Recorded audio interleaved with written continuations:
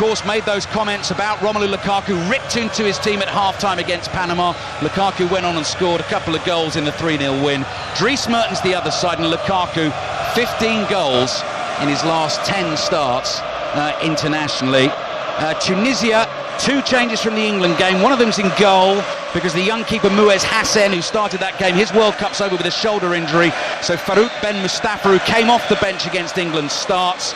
And the other change sees Saif Eddin Kawi come into the side for Naeem Sliti. And I don't know actually whether that is injury related or not. Ben Mustafa in goal, Dylan Bron at right back, Ali Maloul has been the regular left back for about 4 years. Siam Ben Yusuf and Yassine Meria are the centre backs. Fajani Sassi, who scored the penalty against England, in holding midfield alongside Ilyes Skiri, one of the French-born players who's come into the squad recently. Fakhreddine Ben Yusuf, so we've got 2 Ben Yusufs in the starting lineup for Tunisia. Big tall striker who might start wide right. Kawi on the left, and Anis Badri playing off Wabi Kazri, the skipper, up front. We are just about ready to go. Romelu Lukaku stands hands on hips, and there was a mass huddle for the entire Belgian squad at the start of the game. Manager, coaching staff, players, substitutes, everyone. A real sort of outward show of togetherness. Great atmosphere inside the stadium. I hope that's coming across back home. And Belgium immediately on the front foot. Dries Mertens to Eden Hazard. Hazard is trying to turn here. Ben Yusuf's right behind him, and he's challenged him from behind. Belgium win an early free kick from the get-go, Chris, flying out of the blocks. Yeah, and they actually popped the ball around the back, came out of the right-hand side. They were really pressed high, and then Hazard body in. Dangerous, or it's a chance now. Boyata forward, and De Bruyne's got such good delivery. Right-hand side, 30-40 yards out. De Bruyne with the fair hair, yellow shirt, short sleeves untucked, his part of the pitch. The sort of first third from us to him is in shade. He's going to float it into the penalty. I didn't quite get that right. Witsel was making a run towards the near post, and he just overcooked it in terms of... Yeah, look, you expect better from Kevin De Bruyne. But I think the start's going to be important for Tunisia. They really need to impose themselves on this game. Their support here in their thousands. It's a sea of red and white all the way around the stadium, but it's noisier at the Tunisian end. Yes. Great atmosphere, Chris, when we arrived outside the stadium as well. I mean, a really nice mixing of fans, sort of almost singing their songs not at each other, but to each other. Clearance quick from Vertonghen, almost caught by Kazri, got his foot out of the way just in time, clears it long downfield, and the ball almost runs out for a throw-in, but the right back Dylan Bron keeps it in for Tunisia. So first thing we're going to watch from Tunisia is there going to be any more ambition this afternoon, or will they try and play for a draw here, try and beat Panama and hope England can do them a favour? I know there is that chain of thought, but that can't be the right way. Badri on the run forward, thinks he should have had a free kick 25 yards out, doesn't get it, and again, listen to those Tunisian fans. Lukaku is chasing harder and he's going to win the race. The keeper, very slow, coming off his line, gets there just in time, does Ben Mustafa, and he has a right old ding-dong with his centre-back Yassine Meria, who he feels should have dealt with the issue. We'll deal with that in a second, because Belgium have taken the throw. Lukaku sensed the opportunity from the halfway line, easily had the run on Meria, and very nearly got in. Drive from Mounier low, and saved by Ben Mustafa at the near post. Belgium 0, Tunisia 0. Here's Chris Sutton. Yeah, it's a good start from Belgium. I don't know what Ben Mustafa was thinking of. There's a long ball down the right-hand channel. The goalkeeper had to come. He hesitated. It wasn't Meria's fault. He was just outpaced by Lukaku. Ooh, Courtois taking his time there, all in blue, dark black gloves. Kazri tried to close him down. Courtois cleared long with his left foot, and Ben Yusuf, wonderful bit of defending, did to Hazard what Hazard would like to do to him, controlled the ball and just turned away from him, shielded it. And is that Jan Vertonghen who's gone down? I wonder if that was from the earlier challenge. No, he was just caught by Kawi. It was just popped the ball back to Courtois, and Kawi just clipped him. Free kick Belgium, 3 minutes in. 3 more World Cup commentaries coming your way on 5 Live from Russia this afternoon. We've got South Korea and Mexico on Sports Extra, actually, because we'll bring you the rugby here on 5 Live. England, South Africa. Massive game for Germany tonight. Defending champions against Sweden. Kicks off at 7 o'clock in full. Hazard's gone down, doesn't get the free kick. Belgium have it, left-hand side. Here's Carrasco, little step over, and his cross is blocked by the other Ben Yusuf, Fakhreddine Ben Yusuf, who plays wide on the right for Tunisia, and the ball is out for a Belgian throw, which Carrasco will take. Carrasco, who managed to squeeze into Chris Sutton's composite England-Belgium 11. That certainly raised a few eyebrows in the commentary box here. Well, you're two. I've only got one, Chris. They join in the middle. The Tongan to Hazard. Hazard on to Witsel. Tunisian fans are so noisy, aren't they? Jeering and whistling here as Belgium get forward. De Bruyne gave it to Witsel. Out to the left-hand side. Lukaku's layoff. Ends up at the feet of Hazard. 3 red shirts immediately buzz round him. Hazard plays it back to Alderweireld, who didn't have a particularly happy season for Tottenham. Good step over from Hazard. Gets it back from Mertens. Caught in the area. Penalty. Hazard goes down. I'm sure we'll obviously get to see the replay. Has he given penalty or free kick? Penalty. Well, it's definitely a foul, but you see the Tunisian manager Nabil Maloul, he's asking for VAR to say he thought it was outside the area. Yeah, VAR is in action. Big yellow sign has come up on our screen. Checking foul. Very close. Do you know what? It's definitely a foul, Chris. No doubt about that. 100% a foul. I think we may see this reverse. It's just on the line. Checking foul, so VAR very close. No doubt about the foul. It's where the foul was. Eden Hazard at the moment. You're saying it's just inside. Well, Eden Hazard at the moment, Chris, has the ball under his arm. The check is over. Again. Yeah, he's just inside the area.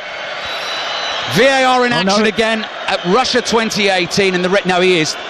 It's fine. Check is over. It will be a penalty, and the referee is just marching across the top of the penalty area to make sure everyone is in the right position. And that's a good use of the VAR. That has cleared things up. Yeah. Ben Yusuf came flying in. Hazard was too quick. This could be real trouble for Tunisia, and I always enjoy watching an Eden Hazard penalty because very often he doesn't even look at the ball. He looks at the keeper and waits for him to go.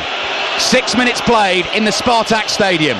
Eden Hazard buries it in the bottom corner, and Belgium lead Tunisia 1-0.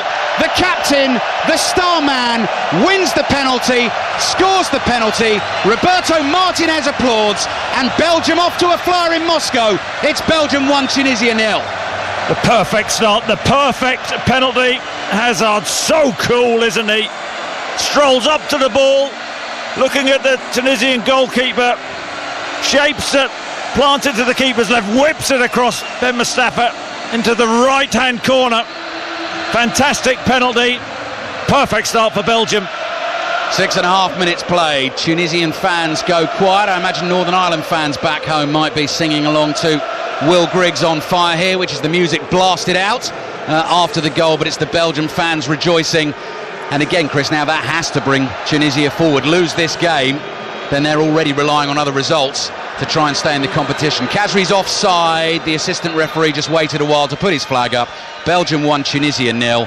What a player Hazard is. Yeah, I mean, he earned the penalty. Clever piece of interplay initially, and as the ball's popped out, he's just so explosive, isn't he? Covers the ground quickly.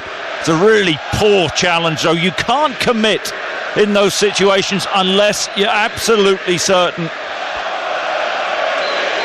Free kick Belgium for the offside. Thibaut Courtois takes it with his left foot. Good clatter downfield. Lukaku is not marked there. Flicks it on beyond Mertens and out for a throw. Belgium 1, Tunisia 0.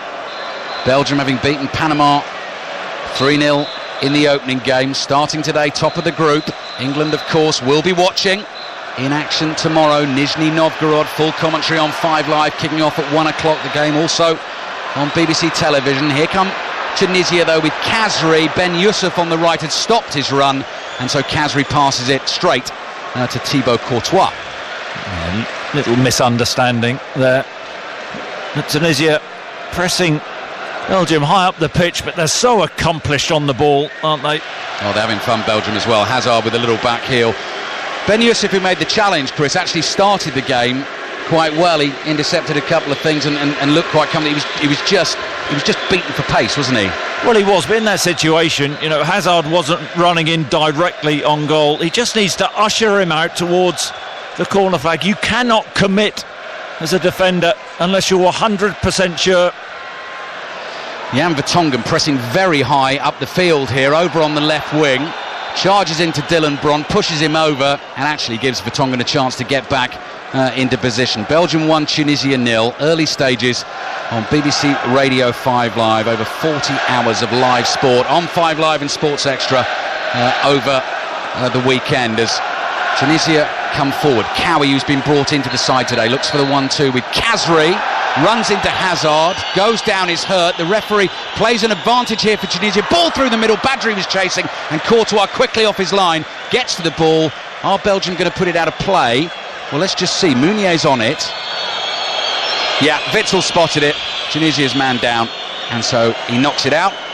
Belgium will get the ball back when we restart. 9 minutes played, Belgium leading Tunisia 1-0. Worryingly for Belgium, Eden Hazard sat down on the pitch now. Very good point you made, Chris, and I'm loath to say that, but at the start of the game, in terms of the players that Tunisia are missing coming into the tournament, star player Youssouf Makni, and also their first choice striker Knessi. I mean, if you looked at Belgium, you'd effectively be saying, right, well, we're going to do it without Hazard and Lukaku. That's tough. It's a massive loss. You know, their key man, their creator, that spark which they have in the final third, the best player, and he's out. But they just have to get on with it. It's not ideal, of course, but somebody has to step up. Yep. Cowie's okay, and Eden Hazard's okay too. Need to keep an eye on Hazard. He's just holding his right thigh. He's not moving well. Well, they're 1-0 up. They definitely won't take a risk if there's any sort of issue. Plenty of strength on the bench. Throw in, the ball is given back to Belgium, but actually Belgium don't like it because it was kicked out of play by Sarsi, so Belgium get a throw. Now it depends whether Tunisia press the throw. They don't, so in the end the ball's gone back to Courtois. I mean, what a waste. Why not give it back to him straight away? Well, they should have done. And Dries Mertens, who isn't the tallest, squaring up to Sarsi. He's about 6'4". Only one winner. Little and large. De Bruyne. Someone, by the way, on social media today called us Cannon and Bruce Ball rather than Cannon and Ball. You having that or not? I can see that, yeah. Alderweireld, long diagonal. Carrasco on the charge here, chasing the ball, bounces away from him. Ben Youssouf tries to block his run. Hazard comes running, high foot there, could have caught Hazard. Hazard keeps going, then another strong challenge on him by Bron. Bron maybe got the ball there. I think that's gone out for a throw, but he's coming in for a bit of treatment, Eden Hazard. Well, do you know what? I just wonder, and we're on the opposite side of the pitch, whether a card should come out for that. That was like a kung fu type kick. If it had caught Hazard, that would have been the end of him. Yeah, it would have been. Dangerously high. Ball laid back in the penalty area. Witsel on the turn. Shot is blocked. Bounces on the corner of the area. Here's Cowie. Cowie, that's a good run down the right-hand side. Beats two challenges. Darts in between Witsel and De Bruyne, and then Sarsi's missed his pass. Meunier intercepts for Belgium. He's got real pace. Good run from him. They can't catch him, Tunisia. Gives it to Lukaku. Wide on the right-hand side. Low crossing. Hazard shoots and scuffs it, and it's easily saved. It should have been 2-0. Well, it's a really good spot from Lukaku down the right-hand side. Meunier releasing him. He gets his head up, and he pulls the ball across the 6-yard line, and Hazard gets the run on the defender. He has a free shot. I think his right foot onto left foot, and he should have buried that 6 yards out. Belgium should be 2 up. Must also say a welcome to our listeners on the BBC World Service across Africa, wherever you may be, tuning into our coverage here at Russia 2018. If you are a Tunisian fan, not good news. Early goal for Belgium, 6-minute penalty, won by Eden Hazard, scored by Eden Hazard, and here comes Kevin De Bruyne. Outside of his right foot, prompts Mertens. Mertens cross into the area, headed away, back to the left-hand side for Tunisia. Their left-back Maloul brings it forward, gives it to Sarsi. Belgium press here. Lukaku almost got onto a loose ball there, and Ben Youssouf, the centre-back Ben Youssouf, clears. The other Ben Youssouf, Fakhreddine Ben Youssouf, gives it to Khazri on the right-hand side. Khazri's going to run at Vertonghen, knocks the ball through his legs. Was he blocked there? Referee says no. Immediately waves his hand, says it was a fair challenge, and Vertonghen comes away with the ball. Yeah, first impression, shoulder to shoulder. Khazri's gone down. He's waving his arms around. Theatrics, we've talked about theatrics in this World Cup. He stayed down. We see the first card of the game. Another skirmish, another strong challenge on Hazard, but this is Vertonghen. Khazri one, just watching the replay. I think Khazri saying he caught him in the face, but it's accidental. I think he's trying to fend him with his left arm, get his body in. Khazri back on his feet. His fingers tickled his face. I mean, I know if you're running at pace, and if you get poked in the eye, that's obviously painful, but what are you laughing at now? Well, I mean, he's thrown himself down. You're not laughing at me for once? No. Good. 14 minutes played first half. Belgium won. But that's embarrassing. Yeah, absolutely. But they're not. We discussed this last night, didn't we, Chris? They're not doing anything about it, about the play acting. Players are just allowed to get on with it. We haven't seen a yellow card for diving yet, I don't think, in the tournament. Hazard back to full speed in the centre circle.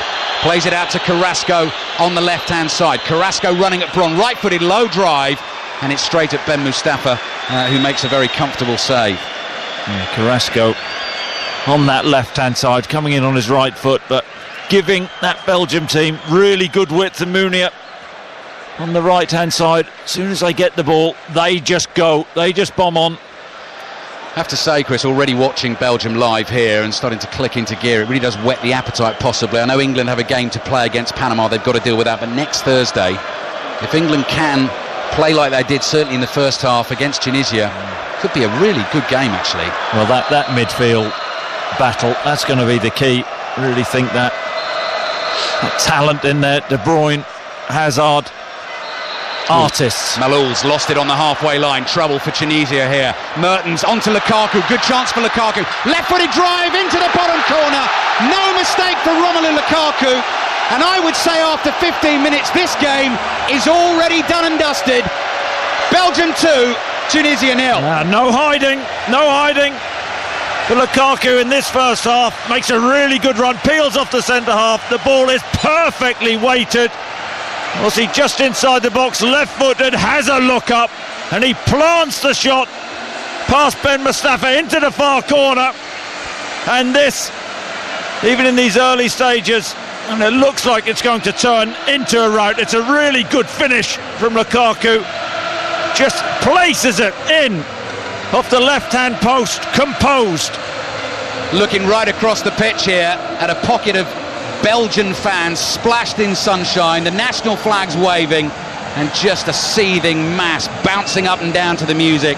Let's hit you with the Lukaku stats after that goal. 39 goals for his country, 71st cap today, so well ahead of 1 in 2. That is now 16 in his last 11 starts. He's scored 6 at major tournaments for Belgium. Jan Keulemans is the record holder in that regard. He is also on 6, so he's equalled that record.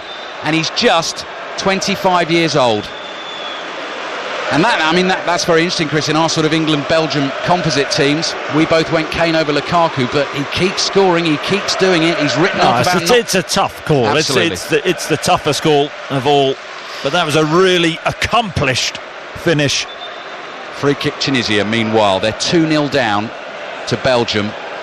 Tunisia, who've only ever won one World Cup game, and it was their very first back in 1978. Khazri's free kick into the air, headed down and in! And Tunisia immediately have a goal back. The delivery from Khazri was absolutely perfect. And Fajani Sarsi, who scored the penalty against England, celebrates the goal. And maybe I wrote them off too soon. Belgium 2, Tunisia 1. I tell you, it's a good header, terrific ball in, whipped in, right-footed. I think it's Bron, in fact, who gets the touch, vital touch. I think he's onside. And as the ball's whipped in, just flicks the header. Courtois dives left-handed. But they're back in this game. Spot on. Dylan Bron, the man who made the run, the right back, leapt well. VAR had a look for the potential offside, but that check is over. And Dylan Bron it is who scores his first goal for Tunisia in his 7th cap. Belgium 2, Tunisia 1. And what a start, and credit to Tunisia. Really important, I think, after Lukaku's second goal, that they get that goal back. That will just give them a little bit of belief. Sarsi chipping one forward into the penalty area. Badri with a little back heel. I thought he might have volleyed that. Take that in. Well, he's got to take it in, take a touch, get hold of it. There's another opportunity. Meunier heads it forward. 3 goals in the first 18 minutes of the first half here in the Spartak Stadium. Belgium sweeping forward again. Yellow shirts, black shorts, yellow socks, playing from left to right in this first half. Mertens, little nutmeg there, through the legs of Malul's giving it away again, and he's giving it to Hazard on the dribble. Pokes it out wide to Meunier. Meunier's first time cross. Carrasco with the volley. Palmed away. Mertens. A cross goal. That's cleared. Witsel tries to get a knee in on the edge of the box. Meunier dives in. Can't win the header. And it's cleared up to the halfway line. This could be anything. This could be 10-5. The way both teams are defending. I thought Mertens, when the ball was parried, came back out to him. Was he 6-7 yards out? Doesn't take the shot on. Tries to pull it back to Lukaku. Should have just smashed it from that range. Belgium 2, Tunisia 1. BBC Radio 5 live at the World Cup, day 10. Also on the World Service across Africa this afternoon. Khazri's fouled by Carrasco, picks himself up. Free kick for Tunisia, they believe. And Khazri started the game as a centre forward. It's actually Badri who's playing as the number 9. And Khazri probably in his favourite position, out in a wide area. Here's Sarsi. Little right-footed flick out to Malul. Dylan Bron, by the way, the goal scorer, plays his club football in Belgium for Ghent. So Belgian fans will know all about him. They do now. He's got a goal back for Tunisia. Carrasco here makes a tackle on Khazri. Flag was up for offside, and Belgium will get themselves the free kick. He's an interesting story, actually, Dylan Bron. So 2 years ago, Chris, he was playing for the reserves in the French second division, managed to get in the first team there, impressed at centre-back, moved to Ghent, and all of a sudden here he is, scoring at a World Cup. Yeah, it's amazing what could happen in such a short space of time. Belgium 2, Tunisia 1. Belgium stung by that, on the move forward again. Lovely first-time ball from Vertonghen with his left foot. Plays it wide to Carrasco, right-footed ball blocked, and Tunisian man who made the block is down and hurt. Now players continuing here. Meunier, Alderweireld has intercepted, chested down and drags his shot wide with the right foot. Not sure Tunisia are going to be best pleased about that. It's behind for the goal kick. Well, do you know what? I think Belgium quite entitled in that situation. Tunisia player goes down. They try and actually attack Belgium with a crossfield ball. All Alderweireld did is step in, take the ball and drive towards the box. Still trying to see who that is that is down for Belgium.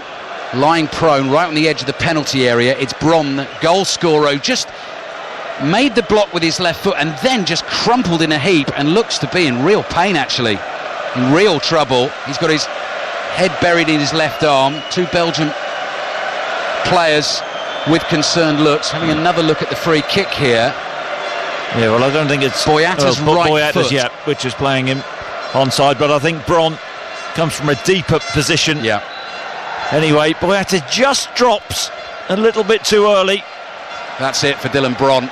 I've just seen the Tunisian physio rolling the arms and saying his game, at least game, could be World Cup is over, and that's sad. He's got the goal back for Tunisia. We're going to get a close-up again. He blocks Carrasco's through ball with his left foot, awkwardly. which, almost got stuck in the turf. And I think that could be that for his World Cup. Yeah, it looks like he's opened that left knee up. Belgium 2, Tunisia 1. So we're going to have a stoppage here as the stretcher comes on. 4 of the Belgian players have come to get some refreshments. Romelu Lukaku is getting instructions from Roberto Martinez. Eden Hazard with the early penalty. Lukaku with the second goal had Belgium cruising at 2-0. I rather jumped in a bit presumptuously there and gave them the game. Tunisia immediately have pulled the goal back with Dylan Bron. His game is now over, coming off on the stretcher, and the backup right back is Hamdi Naguez, who plays his club football in Egypt now. Was talk of a move for him actually to England in January. He was linked with both Crystal Palace and Newcastle.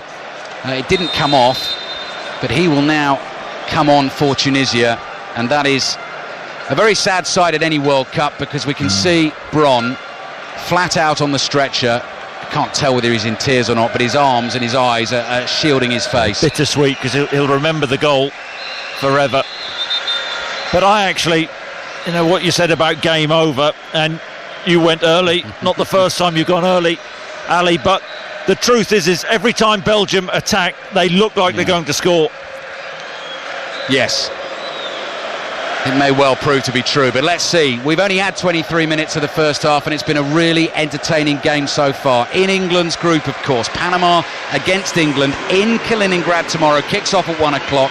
The build-up to the game will start on breakfast. Rachel Burden is there with the team in Nizhny Novgorod. 5 Live Sport is on air from 11 o'clock tomorrow, and we will be taking your calls after the game as well. There will be a 606 for you after the match. Belgium 2, Tunisia 1. That is sloppy from Mounier. Couldn't cut out the pass, has conceded a throw. And Tunisia take that quickly. Khazri, good move into the penalty area. Down to the byline he goes. Little flick, little Rabona flick, straight into the arms of Courtois, who grabs it gratefully. Tell you what, they look dangerous, Tunisia, in that final third. Khazri running at the back line to the byline. Courtois anticipated it well. Came out and caught it comfortably. Alderweireld's got the ball from Courtois. He's given it back to him. Romelu Lukaku's World Cup so far, by the way. 3 shots on target and have all ended up in the back of the net. And I think he may well have even turned to his captain and said, well, I don't think I was hiding there. They found him. He finished it really well, didn't he, Chris? No, he took it well. He's a class player, class striker. And on his day, we've seen it in the Premier League, he can bully absolutely anyone.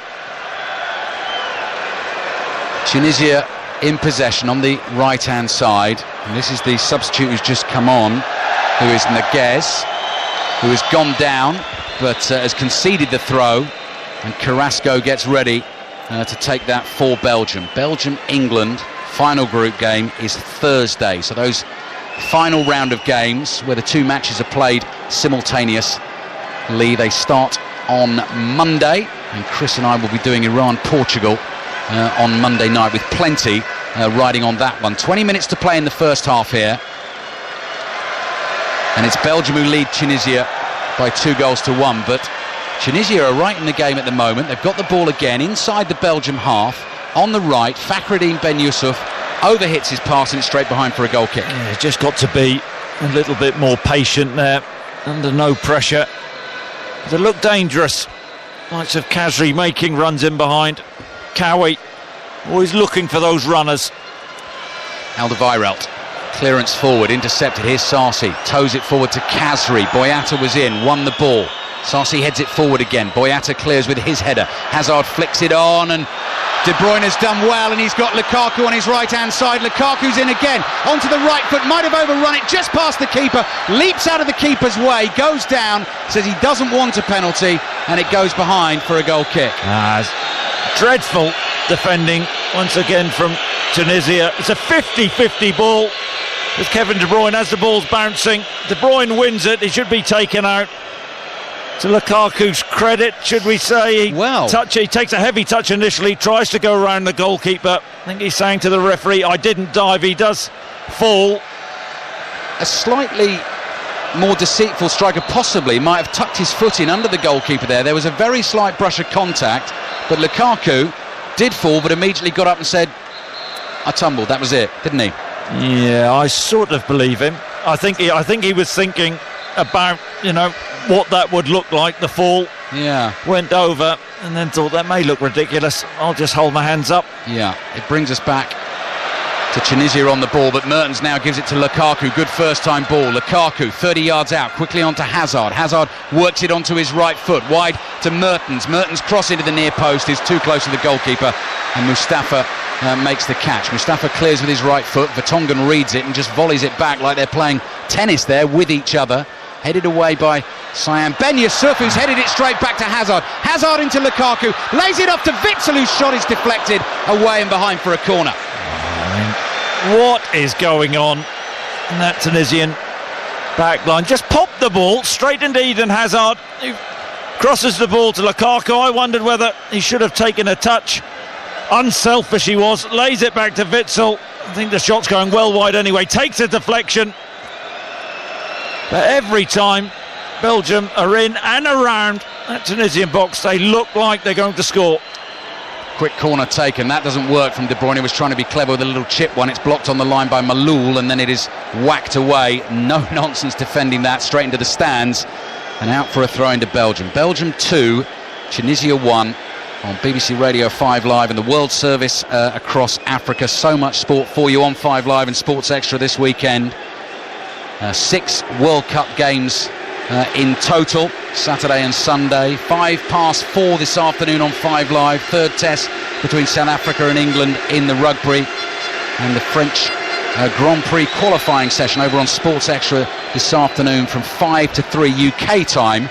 Although, as we were hearing, third practice washed out by rain. Belgium 2, Tunisia 1. Belgium have given the ball away this time, and so Skiri in midfield for Tunisia plays the pass to the right hand side. Naguez gets onto it from right back, gives it to Khazri. Khazri goes for an interesting strike right across the face of goal, and cross. Courtois just shrugs and lets it go, and it's behind for the goal kick. Well, who was the crosser? That wasn't aiming at anyone. To nobody. I think he just tried to whip the ball across the area. Got it all wrong, but they're still in this game. Tunisia, very difficult to work out what actual shape they're playing. They're playing with a back four, but then when they go forward, there are players absolutely everywhere. Seem to be very narrow in that midfield. Less than 2 minutes there were between the goals, between Lukaku's for Belgium, which made it 2-0, and Dylan Bron, who's now gone off with the injury, getting them one back for Tunisia. Belgium win here, gets them on 6 points after 2 games. You think it would be enough if they do get the win and England don't lose against Panama tomorrow. Belgium would be through. Belgium win and England win, they'll both be through to the last 16. But Tunisia are going to have something to say about that this afternoon here in Moscow. And here's Naguez, the right back, gets his cross in. Khazri attacks it, cleared to the edge of the area. Sarsi brings it down on his right foot, drags the shot, and no real power either, and it's behind for the goal kick. I tell you what, though, they do look a threat on the break, and Boyata did well as the ball was whipped in from the right-hand side. Boyata just gets across Khazri, makes the interception, but then it sits on the edge of the box. And Sarsi just chokes on the ball from 18 yards, pulls it past Courtois' right-hand post. Just a little test for Belgium at the moment. Had the first 15 minutes all their own way. Courtois clears with his left foot, down towards Lukaku. Foul given against Lukaku against Meria, who was marking him. And so the free kick will go to Tunisia. The manager, Nabil Maloul, is out on the sidelines, opting for the casual look. A black polo shirt untucked. Ball up to Khazri here, edge of the penalty area. The touch, though, slowed him down. Vertonghen managed to get there and clears for Belgium. Throw in Tunisia. They're going to take it quickly, which Khazri does. Plays it back to Maloul. Maloul infield to Sarsi. Sarsi across the pitch to the right-hand side. Here's Badri. And East Badri onto Naguez. Naguez is tackled by Carrasco. And there's a throw-in for Tunisia. Lukaku's got a problem, Chris. Belgium down to 10 at the moment. Just got a problem with his right ankle, he seems to be pointing out there. Tunisia have given the ball away. De Bruyne has it and plays it to Hazard. So they haven't got a striker through the middle at the moment. Mertens trying to get there. Hazard's lost it. And here come Tunisia up to the edge of the area. Kawi lays it off to Sarsi. Sarsi back to Skiri. And now Khazri. 30 yards out. Right-footed drive. Courtois palms it away. Sarsi follows up, but Courtois there to grab the rebound. Khazri on his right foot, you're thinking you can't shoot from there. Probably 35 yards out, hammers a shot from Courtois, palms it up in the air, gets it at the second attempt. Alderweireld inside his own penalty area. Boyata asks quite a bit there of his right back Thomas Meunier, who manages to get to the pass just inside the touchline, plays it back to Alderweireld.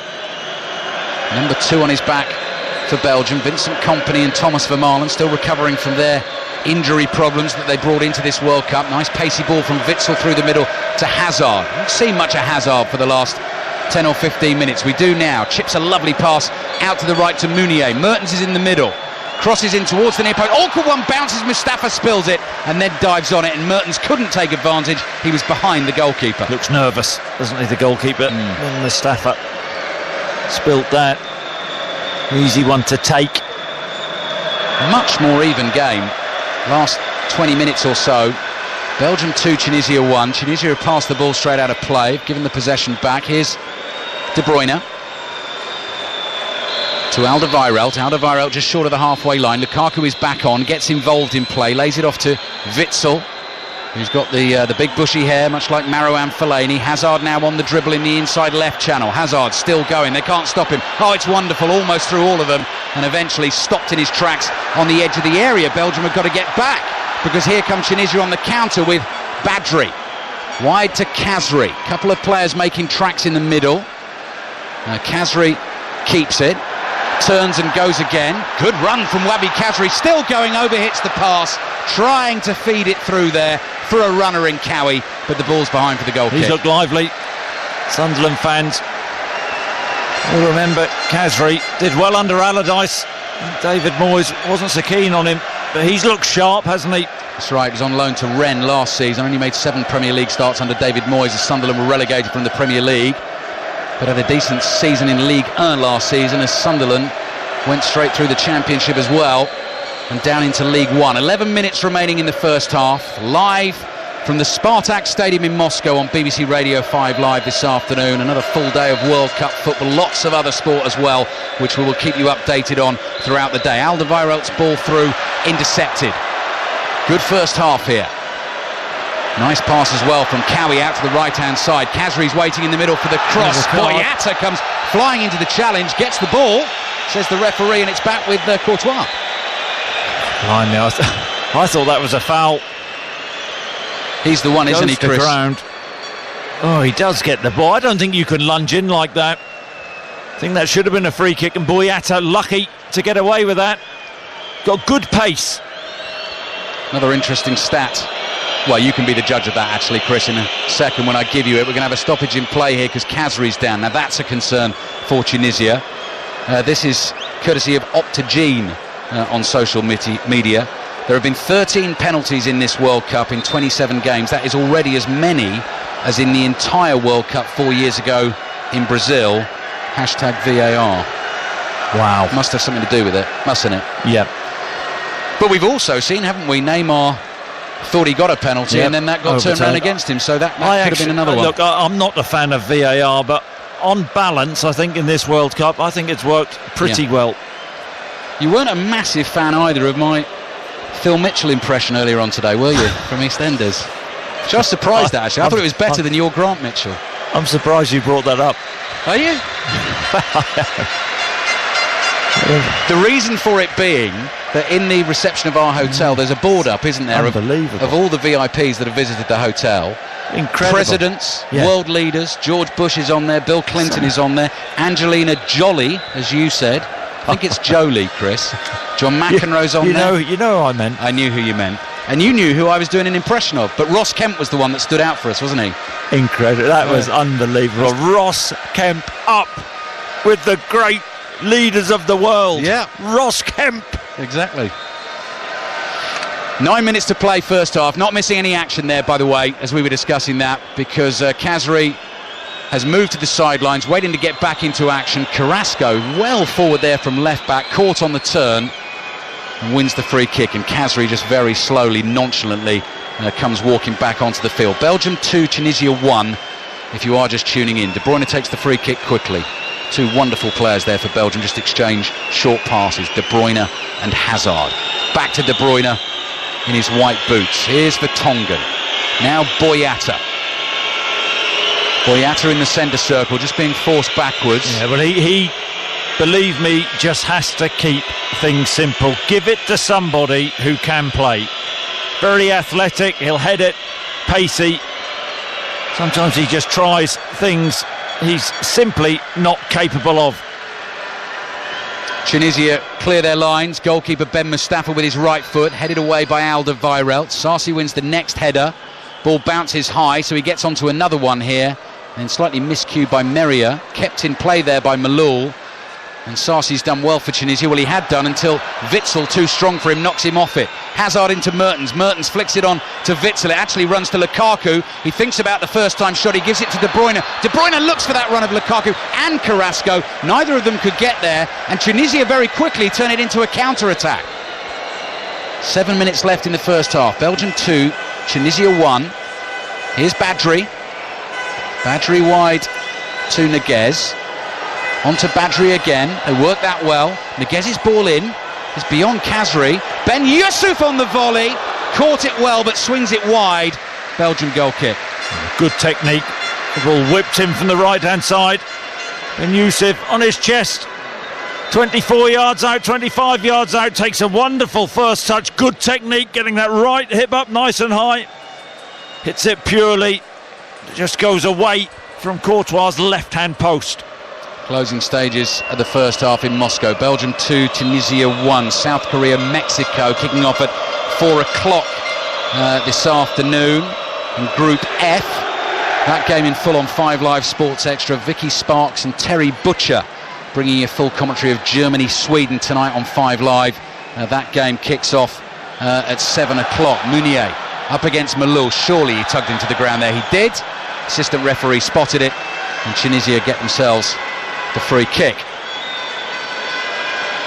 Terry Butcher was using his Russian to buy washing powder, I believe, yesterday. Chris Sutton, how did that go? Yeah, we went to the supermarket. It took Terry Butcher 35 minutes to buy some washing powder, some milk and some biscuits. 35 minutes. And were you helpful or a hindrance?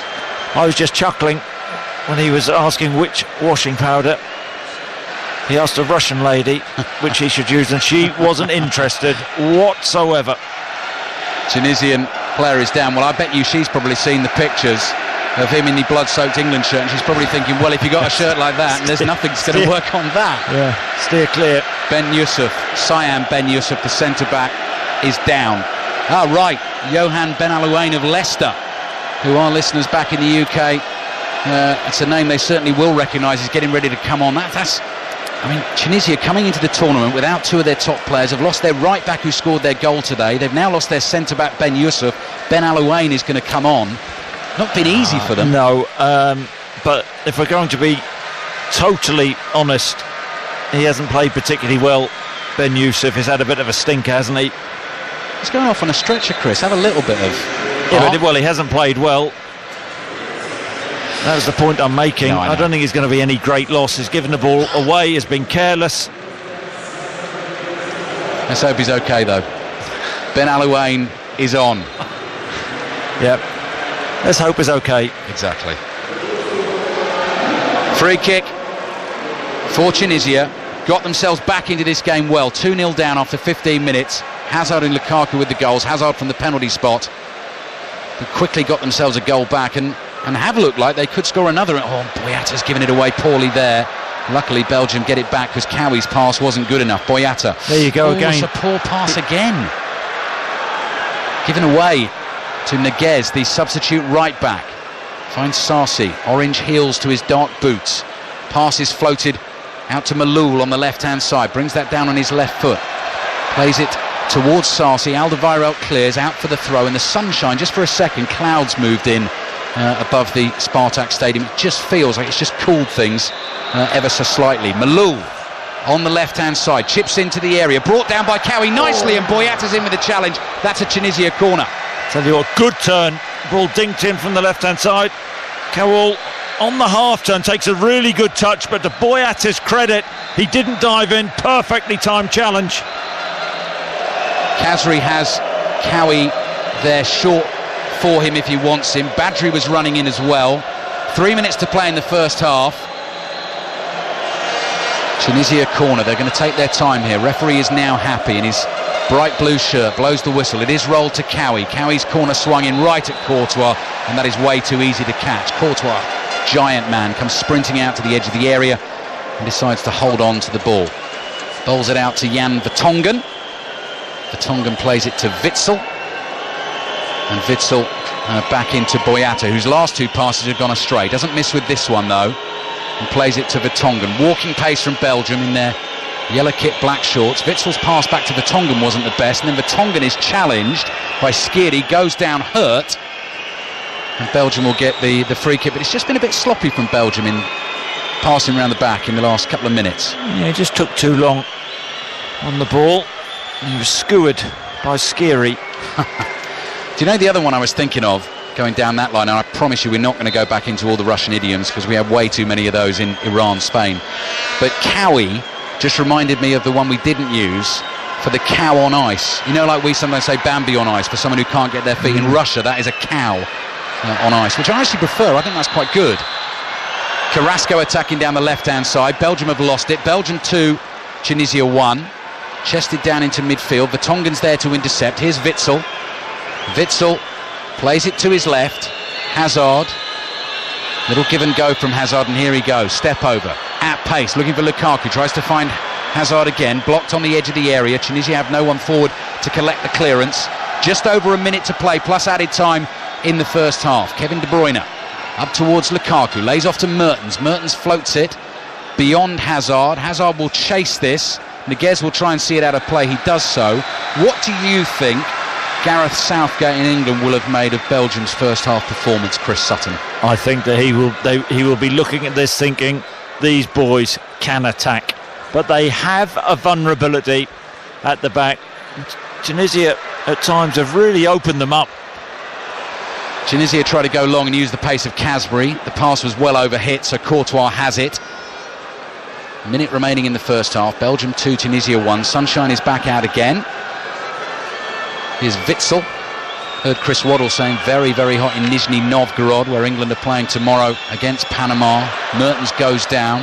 Witsel goes down. And the referee gives the free kick to Tunisia in the end, which they want to take quickly and get on with play. How much added time are we going to have at the end of the first half? Got to be a good 2 or 3. That's 4 minutes because of the injuries to Tunisia. Here's Cowie, right on the centre spot in the Spartak Stadium. Slides the ball to Casri. Casri 30 yards out on the right-hand side. Gets it back from Niguez. Cowie tries to chip one forward. Witsel stands in the way. Almost comes back to Cowie. De Bruyne behind him stretches a foot out, flicks it in the air, but Tunisia get it back. Casri. It's going to come back infield. 4 minutes of added time at the end of the first half. 5 Live at Russia 2018, also on the World Service on the BBC across Africa this afternoon. And I think the Tunisian fans listening won't be that happy with that pass from Casri because he sliced it straight out of play, but they will have feared when they went 2-0 down they could have collapsed. They've definitely not done that. Well, absolutely crucial that they got that goal back so quickly, because Belgium came out of the trap, started brilliantly, 2 goals up, just switched off from a free kick. A good header it was, but still Belgium, who looked the more threatening. Belgium pressing here, but Tunisia have managed to get out on the left-hand side. Ali Maloul plays it to Sarsi. Sarsi back to Maloul. Short figure, the left back in his white boots. Immediately looks up and goes for the long diagonal here towards Casri. Casri anticipating a back header from Carrasco. Carrasco knew what he was doing, so has nodded it straight out of play for a throw into Tunisia on the right-hand side. Ben Alouane. First time we've mentioned his name in commentary since coming on for Ben Yusuf at the back. Took too long there. Witsel blocks his pass forward. Ben Alouane's got to be a bit careful here. Plays it infield to Sarsi, who just managed to hold off De Bruyne. Plays a little 1-2, and now Sarsi's able to get moving forward, looking for Ben Yusuf. Meunier intercepts. Meunier's dribbling across the face of his own penalty area. He's done well, though. He's given it to Hazard, and Hazard suddenly sprints up the middle of the pitch. Sees De Bruyne. Acres of space. One touch De Bruyne. In towards Lukaku, beyond him. Couldn't slide it in and connect and put it in the back of the net. So Tunisia escape with that one. They get a goal kick. It remains 2-1. I think it's the third time this afternoon he just missed with that final ball, Kevin De Bruyne. But how about even Hazard there? That little injection of pace leaves the Tunisian midfield in their wake, pops the ball out to De Bruyne on the right hand side, who's trying to find Lukaku, not far away. 90 seconds remaining in the first half. Belgium 2, Tunisia 1. Boyata for Belgium. Plays it to Alderweireld. Deep inside Belgium territory. Forward to Witsel. Witsel challenged by Skiri, who runs alongside him. Witsel tries to slide one through to De Bruyne. A bit further forward at the moment, De Bruyne. Don't know why Maloul kept that in, or tried to keep it in. He's given it away. De Bruyne to Meunier. Meunier edge of the area. Lukaku's in behind. Oh, what a finish! Glorious dinked chip finish from Romelu Lukaku, who is having a wonderful World Cup, and Belgium get their 3rd goal right at the end of the first half. Belgium 3, Tunisia 1. Romelu Lukaku has 4 in this tournament already. Perfect timing. And what a cheeky finish, brilliant finish, a finish of a striker full of confidence, and it's really well worked.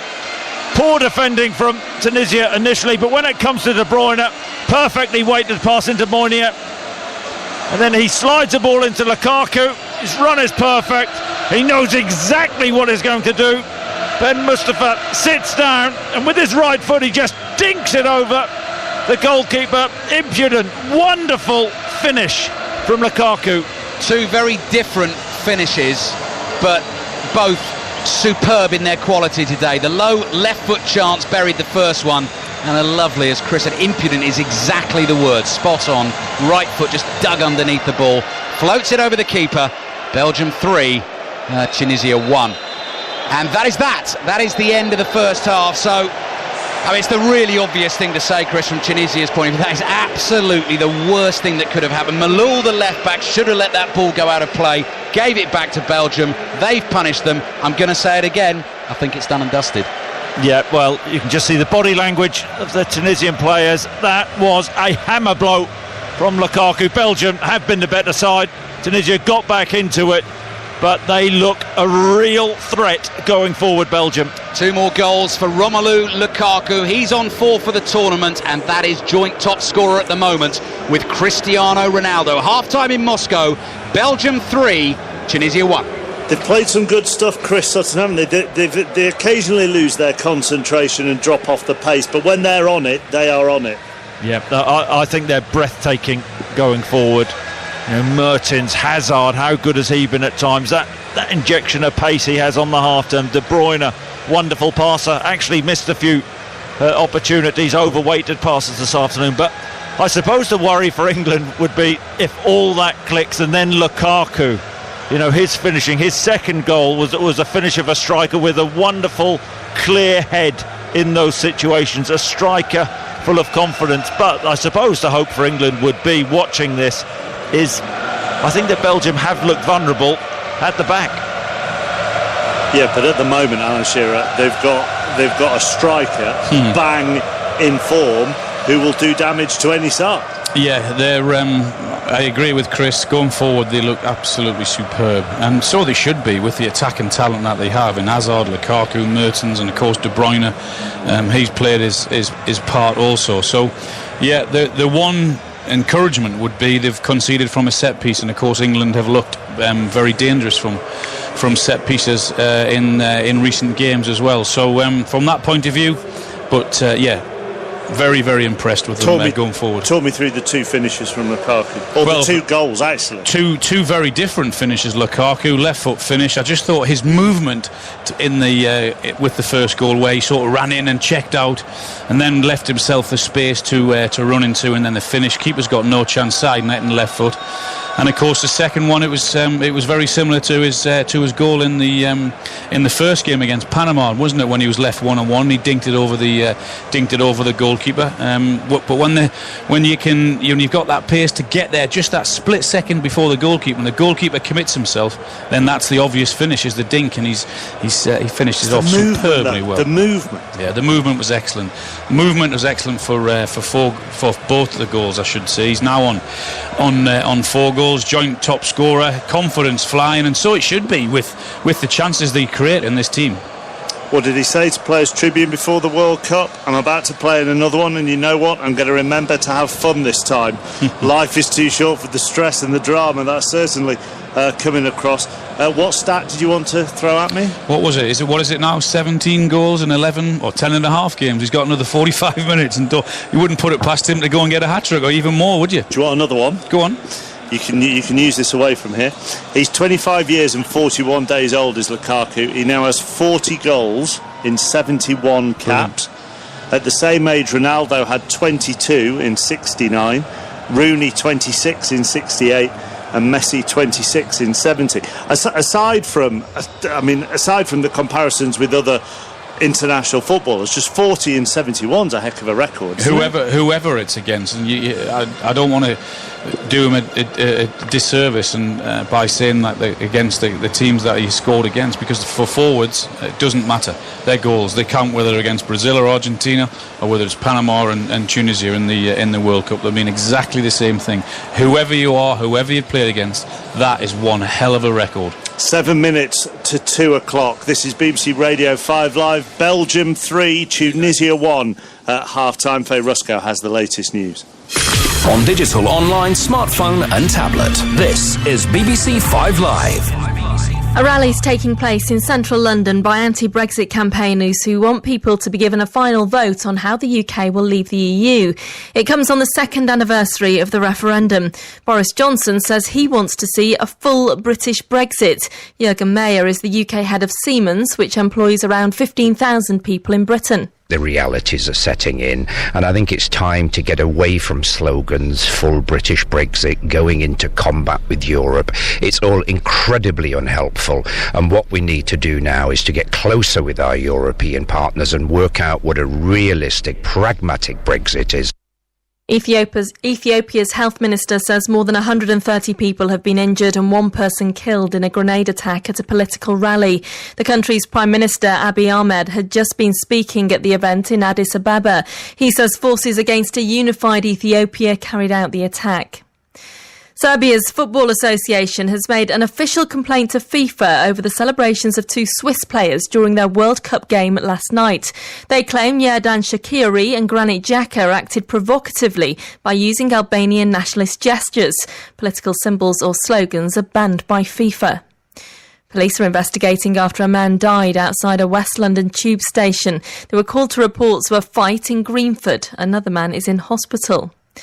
It's claimed most drivers don't know what the penalty is for using a phone at the wheel. An RAC poll suggests almost two-thirds aren't aware that it's 6 points and a £200 fine after the law was strengthened just over a year ago.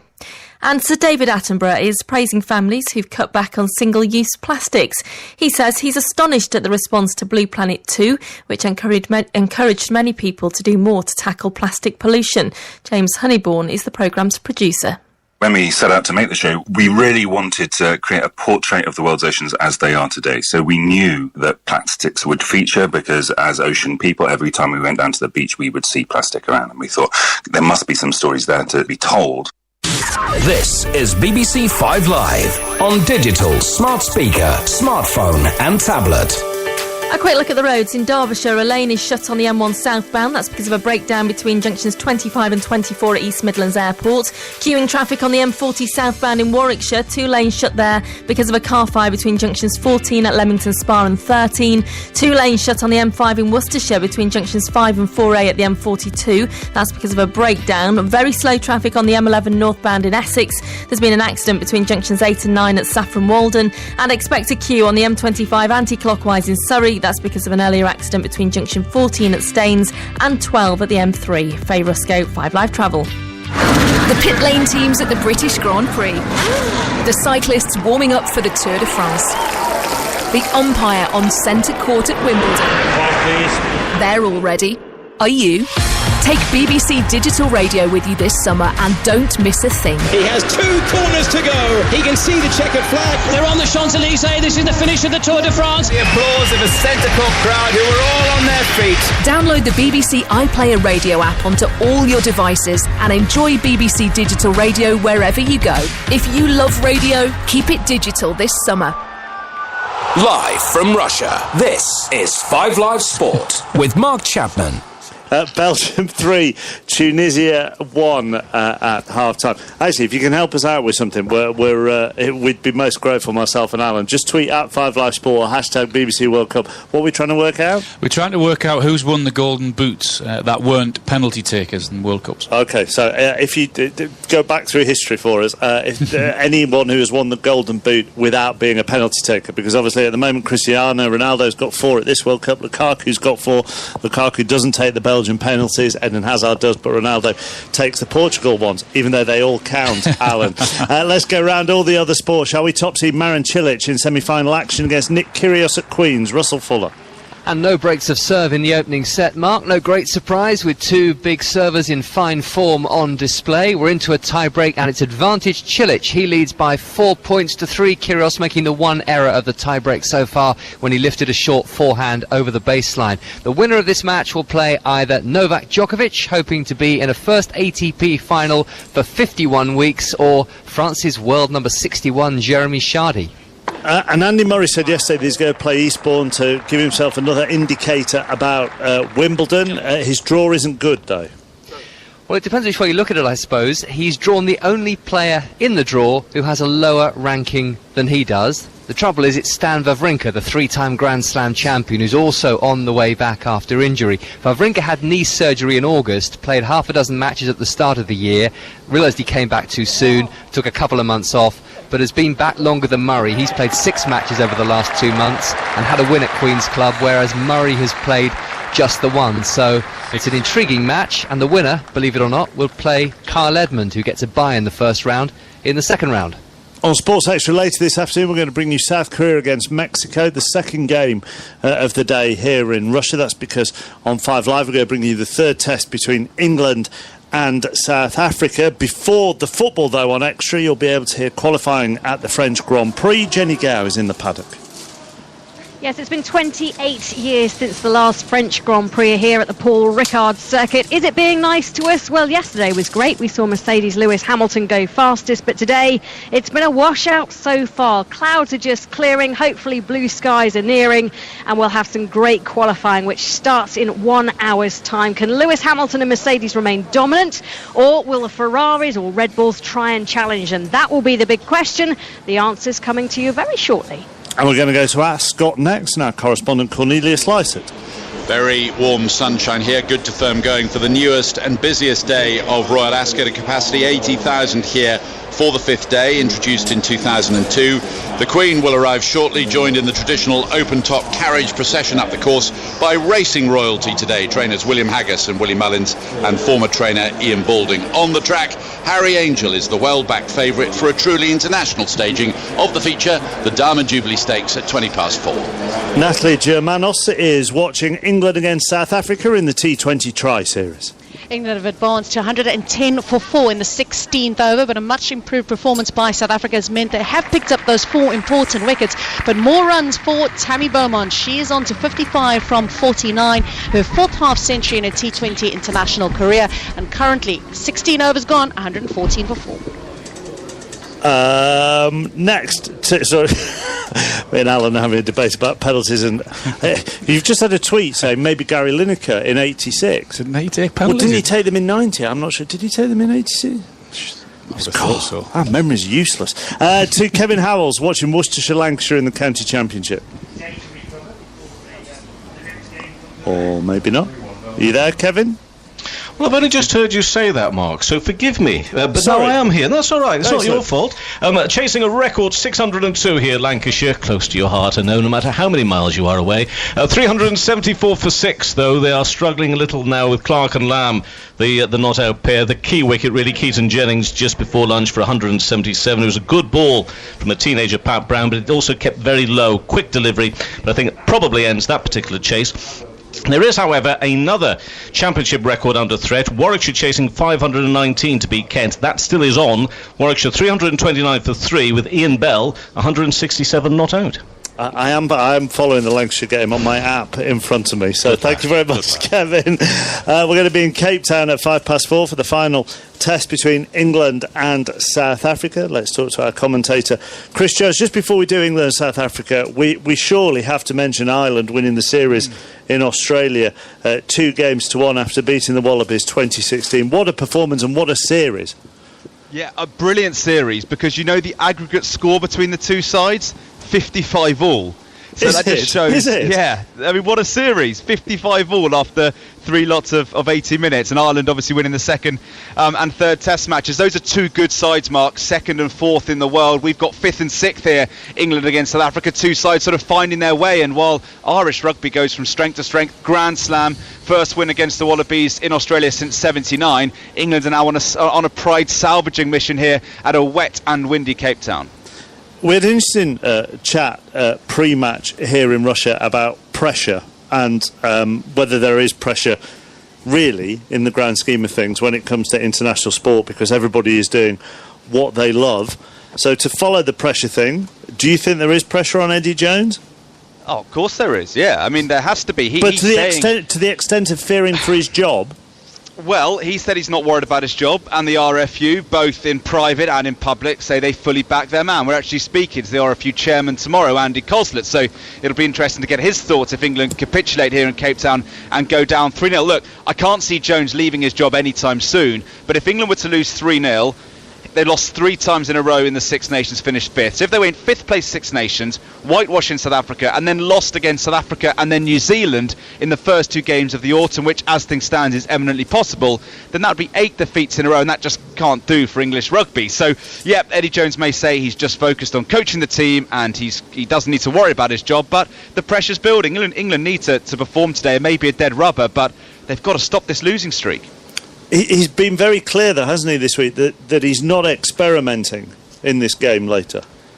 Well, this is what's kind of baffling about Eddie Jones's rhetoric over the past couple of weeks. He keeps talking about this being a young, inexperienced England team, and we're all just scratching our heads. Yes, they're missing a few key players, but they've got 545 caps in this starting 15. South Africa have 348, so England have 200 more caps.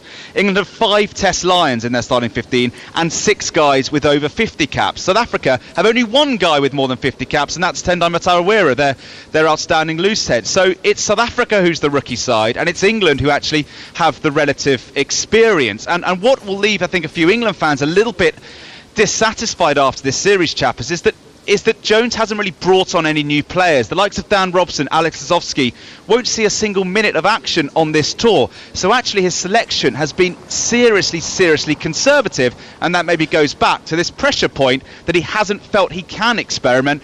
He's just gone in most positions with the tried and trusted. Chris, thank you very much. So commentary from 4:05 of England against South Africa.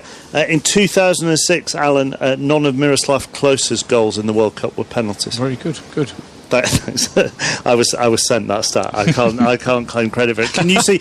I've got to be honest. Can you see any way that Tunisia can get back into this? No, I can't. I think there's another gear to come from Belgium. Also, I think if they want to go out and get 5 or 6 goals in this game, they can. Although the pessimist in you said that if they do go and get another 2 or 3 or 4, then the narrative over the next 24 hours will be what? England weren't that great after all. Back to Chris Sutton and Alistair Bruce Ball. Tell you what though, Mark, that is an interesting point in terms of the goal difference. If Belgium do rack a few more up this afternoon, England, I'm not necessarily saying under pressure to stick loads of goals past Panama, but if it comes to a head-to-head, ends up a draw, who's going to win the group, etc, etc. Teams are back out with us. It's a really hot, muggy afternoon here, Chris. I've just noticed actually some of the other commentators sitting around us have these little sort of handheld fans to keep themselves cool. We have not been able to get our hands on them. I don't know whether it's the... Not seen them as diva-ish, isn't it? What, cooling yourself with a fan, a little handheld fan? Who would do that? I don't know, it's a hot afternoon and possibly need it. Not for me. Not for you. Belgium 3, I beg your pardon, Tunisia 1. It's not difficult, is it? 1, 2, 3. Maths, never my strong point. Second half about to get underway. And let's see what Belgium do second half. Actually, saw Thierry Henry, Chris, for the first time this afternoon. He's part of the Belgium, what are you laughing at? Part of the Belgium coaching team with Roberto Martinez. He was deep in conversation with Eden Hazard as they came out of the tunnel. The whistle has gone. Second half is underway. Tunisia are in bright red, white trim, white numbers on their backs. Lost 2 players, 2 defenders to injury in the first half, so have already had to make a couple of changes. And Belgium in the change strip, yellow shirts this afternoon, black shorts with yellow stripes down the side, bright yellow socks. And the eye immediately is caught by Romelu Lukaku, who has another 2 goals this afternoon. But look out for Ali Maloul, Tunisia's left back. He's in on the left-hand side. Chance to get a good ball into the area. Boyata stoops and heads it away high. And Fakhreddine Ben Yusuf, who started on the right in the first half, he put that cross in, seems to have started on the left in the second half. Sarsi, another ball into the area, and the flag stayed down, and Khazri had half a chance there. Yeah, just wondered whether the flag would have gone up. Khazri has made some good runs in behind that Belgian backline, but this is a half Tunisia have to risk. This is their World Cup in this 45 minutes. Courtois' long clearance downfield. Good header away by Merrier. He had Lukaku sprinting behind him. I mean, that was completely route one, but very nearly got Lukaku in. Another good point you made, by the way, Chris, at half-time. Lukaku's got a left foot and a right foot goal so far, so... Well, you can't count to 3, so on that basis. But if he does score with his head... it'd be the perfect hat-trick.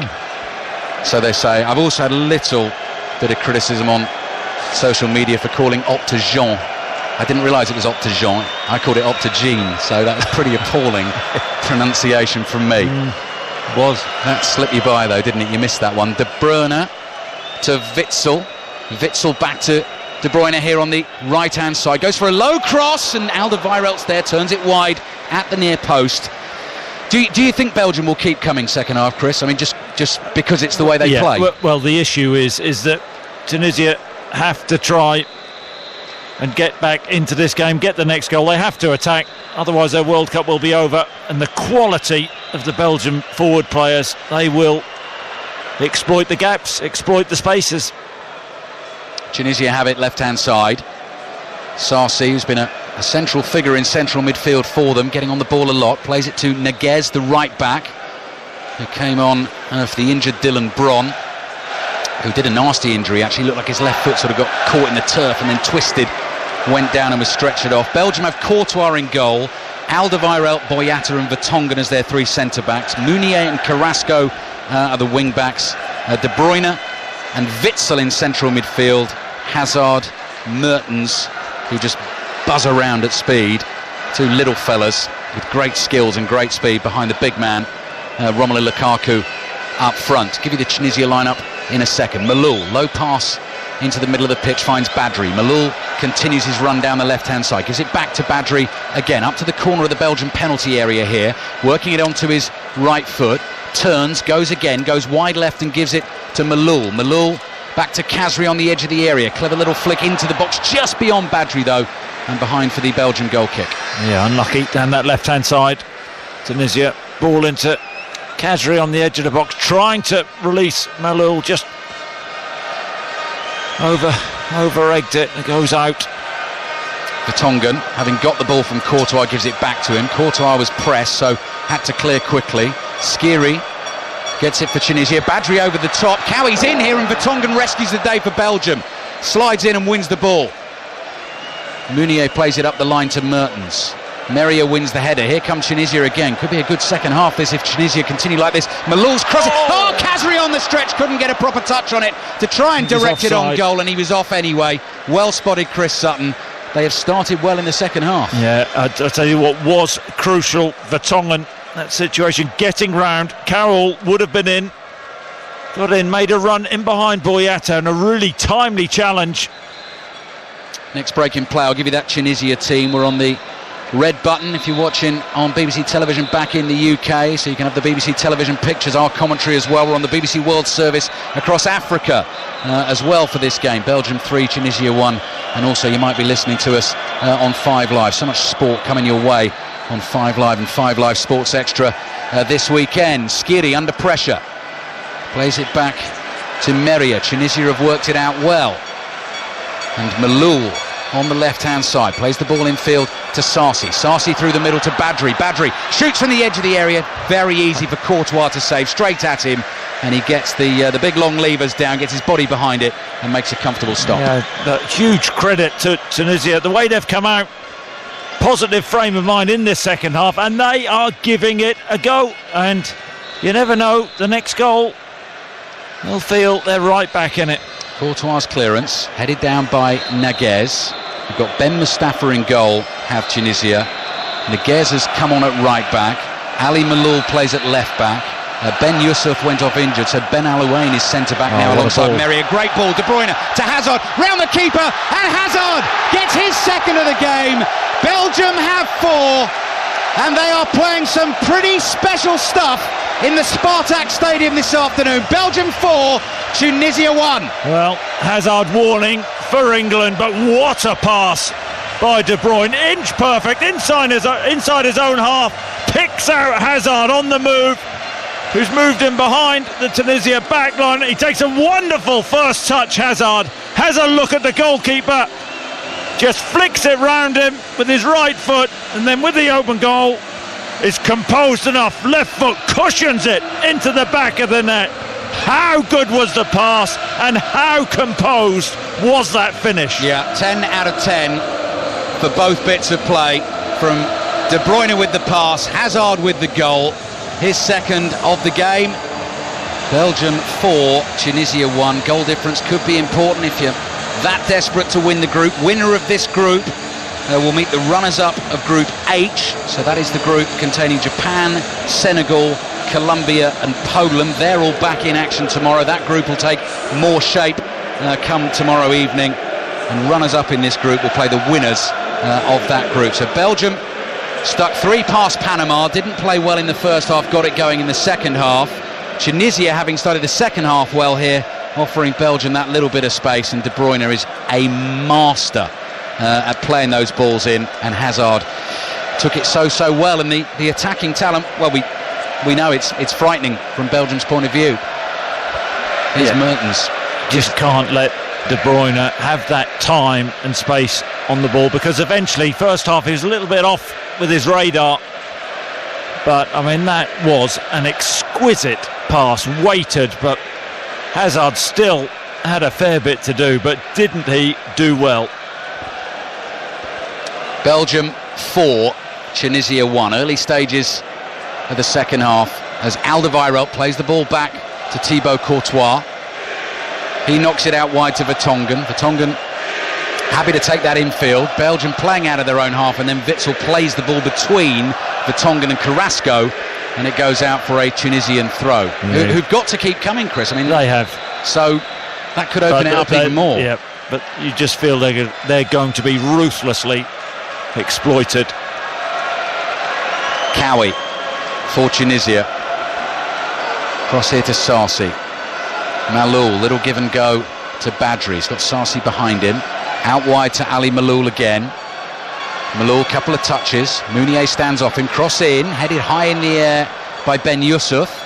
Challenged by Vertonghen. Both players fall to earth, shake hands after the challenge, and the ball just drifts behind for the goal kick. And it's the first time really in the game the Tunisian fans have been silent. We can hear the Belgian fans now. They're happy with their team's work. Could Belgium, on today's evidence so far, break into your top 3 favourite teams at this World Cup? So for you, that is Iran. You've got a real soft spot for Russia. You're well connected here in the capital, aren't you? And Switzerland are your other 3. Could Belgium possibly nick in there? They would be in my top 5. Okay. Mexico maybe another? Yeah. At least I said a 3. Yeah, you did, I know. I'm now going Mexico, Croatia and Iran for my favourite 3 teams so far. In that order? Croatia top, Mexico, and in fact I'm going to switch Iran out on the hoof and go England. Right. Mexico, Croatia, England, my favourite 3 teams at the tournament so far. Russia 2018, Radio 5 Live, BBC World Service bringing it to you from Moscow at the moment in the sunshine. 9 minutes gone second half. Belgium 4-1 to the good against Tunisia. Skiri plays the ball out to Malul. Malul goes with a deep cross towards the far post. Carrasco will chase that, and Carrasco beaten to it, and then just takes an arm across the top of the chest from Ben Yusuf. Well, that was naughty. Ben Yusuf, and the assistant's right on the spot. On the byline, Carrasco. He just catches with his left arm, Ben Yusuf. He throws his right arm. I suppose not too much in it. Had it been a little higher, though, had it caught him in the face, and maybe the assistant referee might have taken action. Here's Sarsi. It's going to go for a dipping volley. Might test Courtois wide and bounces behind for the goal kick. Marouane Fellaini might be getting ready to come on, Chris. So we'll have the Hair Bear bunch in the middle of the park. Fellaini and Witsel. That's all you need. You're a Tunisian player. Seeing Fellaini sharpening his elbows. 10 minutes gone second half. Belgium 4, Tunisia 1. Also on the red button for you this afternoon. So if you're watching the game on BBC television, you can also listen to Chris Sutton and I with the radio commentary. It will match up for you. That's a lovely ball out of defence from Boyata. Witsel holds on to it just inside his own half. Plays it back to Boyata, digs his right foot underneath it, floats it out to Hazard. Merry has tried to stick with him, the centre-back. He's pulled all the way out, and Hazard just rolls it back here to Alderweireld. Goes long and then short. And Fellaini with the long sleeves getting ready to come on. Lovely dummy from Hazard. Carrasco takes a first touch into the box. Tried to pull that back towards Hazard. The cross is blocked, and it is behind for a Belgian corner. Brilliant from Hazard. That awareness, centre of the pitch. Ball whipped into him from deep, and he just leaves it. Fools the Tunisian defender. They've gone quickly. Belgium looking for a 5th goal now. Hazard on the hat-trick, Lukaku on the hat-trick. Belgium 4, Tunisia 1. Carrasco with his right foot. Cross comes in beyond everyone. Lukaku didn't go for it. I think he thought he was offside. Alderweireld and Mertens were running in at that far post. They couldn't get there. Lukaku's coming off, Juliet is telling me. Juliet, our producer here, she spotted the number 9 on the board. So Lukaku will get a breather ahead of the final group game against England. And Marouane Fellaini will come on. Yeah, just wonder, he went down in the first half, didn't he, with that? Yeah, and he's moving a little gingerly there, actually, Chris. Sorry to interrupt. Yeah, you're right. Maybe a little issue for Lukaku then. Witsel asking too much of Hazard there. Hazard gives chase, but the ball's out for a throw. Here comes the change. Does Lukaku know? He's standing quite a way away from that side of the pitch at the moment. Belgium attacking from right to left as we look at it at this Spartak Stadium. And Tunisia coming forward into the Belgium half. Badri lays it off into midfield. Skiri across to Ben Yusuf. Fellaini continues to wait on the sidelines. Ben Yusuf is allowed to bring this up. Chip a little ball into the area. Neguez chases. The Tongan good defending. Just put his body in the way. It meant that Neguez couldn't get there. The ball goes behind and Belgium get the goal kick. And here's the change. And I mean, you would imagine Lukaku, ideally 2 goals, an opportunity for a hat-trick, he would want to stay on the field. So I would think that's injury related, but he's hobbling off. But it's good management. Why risk? It will probably be of minor concern, I think, and they're probably just thinking he's got to. We've got the game won. We'll need him, of course, if we're going to go much further in this tournament. Naïm Sliti is getting ready to come on for Tunisia. I was slightly surprised he didn't start today. It's obviously not injury related because he'd about to come on, and he is going to come on for Fajani Sarsi. Now Fajani Sarsi is a defensive midfielder and Sliti is more of a creative player, so Tunisia are probably going to mix things up. I presume for Belgium, Chris, Dries Mertens goes through the middle. It looks like Fellaini's dropping back in the midfield with Hazard and Mertens ahead of him, but Mertens, of course, can play centre forward, does play centre forward for Napoli. Yes. Versatile, isn't he, Mertens? A number of positions. Yeah, well, it's that striking position that they've got him in at Napoli for the last couple of seasons. The numbers are incredible. 55 goals in all competitions in a couple of seasons.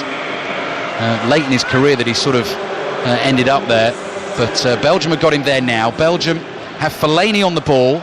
Tunisia have made all 3 changes they can in the game now. If they pick up another injury now and that player can't continue, they're down to 10 for the rest of the game. Looks like they might be heading out of the World Cup. De Bruyne is on the dribble down the right hand side. He's been stopped because Tunisia get themselves a free kick. So Belgium are topping the group on 6 points.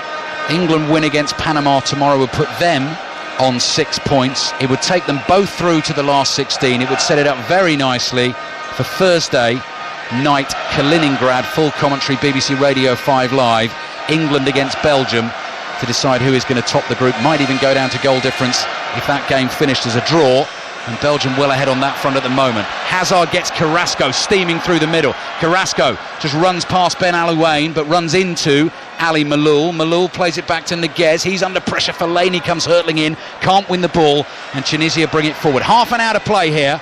Belgium leading Tunisia 4-1. Ben Yusuf's ball into the area. Step over from Khazri. There was a chance. Sliti tries to get onto it. The strike in the end was from Cowie. He completely missed his kick. Couldn't get the strike on goal. He went down looking for the penalty. Ball didn't run to Sliti. And now Belgium have it again. I think they might be quite open in this last half hour. It's like basketball, isn't it? You attack, we'll attack. Here's Hazard on the hat-trick, edge of the area, gives it to Carrasco! Oh! Just wide with his right foot, bending towards that top corner. Oh, I thought it was in. the position we're in. We're right behind it. Takes a touch, right-footed, 18-20 yards out. Ben Mustafa at full stretch, gets the bend on it. It goes agonisingly past that far post. Belgium 4, Tunisia 1.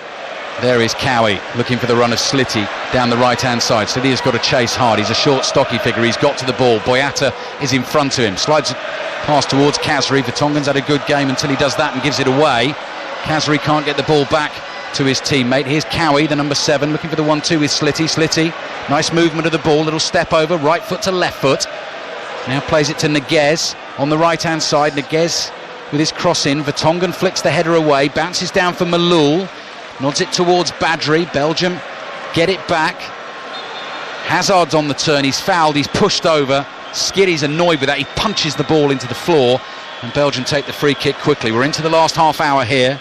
2 more World Cup games to be played today. South Korea, Mexico kicks off at 4. That's over on 5 Live Sports Extra, because we'll have full commentary on 5 Live of the England-South Africa rugby. Germany-Sweden in full at 7 o'clock tonight. And Witsel has gone down, holding his left leg now for Belgium. So we're going to get a little bit of a stoppage in play. He's just caught by Skiri. Yeah. As he's releasing the ball. Here's an Eden Hazard stat for you, Chris. I know you love your stats. We've not done too much on the sort of history and the years and the numbers of Moscow, but I'm sure our fellow commentators have done plenty of that while they've been in this wonderful city. Last 20 games for Belgium, Hazard. 10 goals and 12 assists. Incredible player. On his day, he is simply unplayable. Belgian fans in fine voice at the moment. Axel Witsel's fine, by the way. He's just doing his shoelace up here. And on our TV monitors, we can see rain falling. And actually now, as I look away to my right-hand side, you can see it sort of up against the background of the big screen. We look to our left-hand side and we're in glorious sunshine. I've got another Russian term for that, by the way. Do you know what it's called when the rain is falling and the sun is out in Russia? No, but I suppose you're going to tell me. I am. It's known as mushroom rain. I don't know why. Witsel with an interception. Heads it sideways here. Witsel plays it back to Carrasco. On to Hazard on the hat-trick. Hazard, right-footed, doesn't get it right. Slices it too high, well wide, and behind for the goal kick. Oh, and I know why it's called mushroom rain. Go on, have a guess why it's called mushroom rain. No, go on. Enlighten me and the... Because you think I've been on the mushrooms? No, it's not that. It's because it encourages the mushrooms to grow. Oh, fascinating stuff.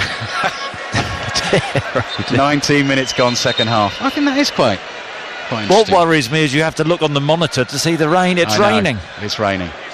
In my heart, Chris. Khazri, right-hand side. Fires the ball in to Ben Yusuf. Back to Cowie. Cowie to Slitty. Slitty's just outnumbered there by the big bushy haired duo. Witsel and Fellaini both got in on him. Won the ball. They've given it away. Malul, left-hand side, chases this ball down to the byline. Mounier slides in. Had to time that right, and he did well, actually. Got his foot on the ball and made the tackle. And now Fellaini tries to get it back to Mounier. Can't do so. And Skiddy wins it back for Tunisia. Yeah, and they've just got a lot of numbers behind the ball now, Belgium. Malul. Slitty's cross into the near post. Khazri was lurking. Boyata's there, heads it behind. Tunisian corner. I think they're happy just to see this game through, Belgium, in the easiest possible manner. Going to see a bit of Michy Batshuayi very shortly for Belgium. Corner taken short by Tunisia. Khazri shot into the area. Fellaini blocks that easily. Cowie thought about the shot. It was actually taken off him by his teammate, Meria. Neguez with the cross in. Laid off to the edge of the box. Slitty shoots. Alderweireld gets his body in the way. Didn't know much about it. And it spins off him and comes back to Witsel. Belgium 4, Tunisia 1. Vertonghen clears, meaty thump downfield. Almost took the cameraman out on the halfway line. And the ball goes out for the throw into Tunisia. 25 minutes to play. 1 o'clock tomorrow. Full commentary. Panama against England. England's second group game at this World Cup after the 2-1 win against Tunisia. Ben Yusuf on the right-hand side. Looks for the 1-2 with Slitty. That comes off, gives it to Badri. Badri plays it to the left. Now Malul to the edge of the area. Badri on the turn. Fellaini's in to try and win it. Slitty plays it sideways to Skiddy. Skiddy onto Badri. Badri turns well, shoots with his left foot. That tests Courtois. He gets down sharply and makes the save. Really good play from Badri. Half turn, edge of the box. The ball's popped into me. Fools. Alderweireld turns and fires a left-footed shot. Courtois smartly down to his left-hand side, gathers it well. Courtois clears with his left foot. Batshuayi is still waiting to come on. Skiddy is under pressure from De Bruyne, who's hunting the ball here high up the field. Comes back to the goalkeeper for Tunisia, Ben. Yellow boots, clears downfield. Alderweireld looks at the referee to see whether a decision was going to get given against him. Badri thought he'd been pushed, going for the header, it doesn't. Eden Hazard shortly is going to be getting the hook on his 2 goals, so I don't think we're going to see a World Cup hat-trick here this afternoon. Headed away by Naguez. Ben Alouane with another header for Tunisia, and the ball goes out for a Belgium throw. Just from the entertainment point of view, Chris, we want this to keep going, don't we? Not for Belgium to think, right, let's just have what we, keep what we got, slow it down. Yeah, but I think if we're being honest, Roberto Martinez, he'll be thinking, we've got enough goals. How many do England have to score now then, Ali? Right. I'm not good on my maths. Belgium's goal difference has gone up to +6. England +1. So they're 5 behind. That's 5. They're 5 behind on the goal difference, Chris. But, stick 5 past Panama tomorrow and they're back level. And that's possible. Yeah. Disrespectful to Panama from you, but we'll let that go. Carrasco. What a run from Carrasco through the middle. Here he is up to the edge of the area looking for Mertens, and Ben Mustafa comes sliding out and grabs the ball. Good goalkeeping, good starting position. Got some pace though, Belgium, haven't they, in this team? Mertens not far away, but good goalkeeping. Sloppy from Merrier there. He's given the ball away to Mounier, and Belgium have quite a lot of players forward in the attack. They've actually come all the way back to Witsel. Witsel has to stretch for the pass. He manages to get it. Up the middle he goes. Mertens lets that run. It comes back to him. Right through the middle. Batshuayi. Is there a handball in there? Free kick to Tunisia. You put Carrasco, I have to say now, having watched a bit more of him, you put him in your team, didn't you, your Belgium-England composite? And you laughed and you mocked me. I heard Carrasco and I thought Caracas. I thought you'd gone Crackers, but that's a you kind of joke, actually, that. You can apologise. I will, Chris. He's played well. He's done well for Belgium. They're leading 4-1. We're midway through the second half. You can get us on the red button as well. Slitty down the left here. Boyata sticks with him, and Boyata's just knocked him to the floor. Tunisia get the free kick. I thought it was a free kick, a needless challenge. Boyata didn't need to commit. So free kick Tunisia. The shadow this afternoon has grown ever longer across the pitch, but there's a rectangle still down that far side from us on the Tunisian left. So this free kick's in the sun. Khazri, now this is exactly where they scored from in the first half. Khazri delivered it that time, curls another one in.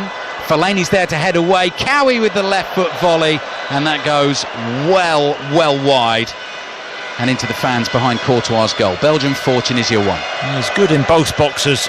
Naro and Fellaini. Solid defensive header. Courtois wants to go short with the goal kick to Witsel. Witsel knocks it back to him. Courtois clears it up towards the halfway line. Fellaini jumps to win the header.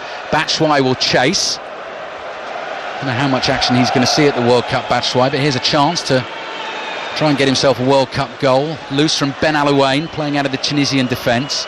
Back to Vertonghen. Vertonghen towards De Bruyne. De Bruyne back to Fellaini. Fellaini with his right foot. Just low pass out to Mounier on the right-hand side.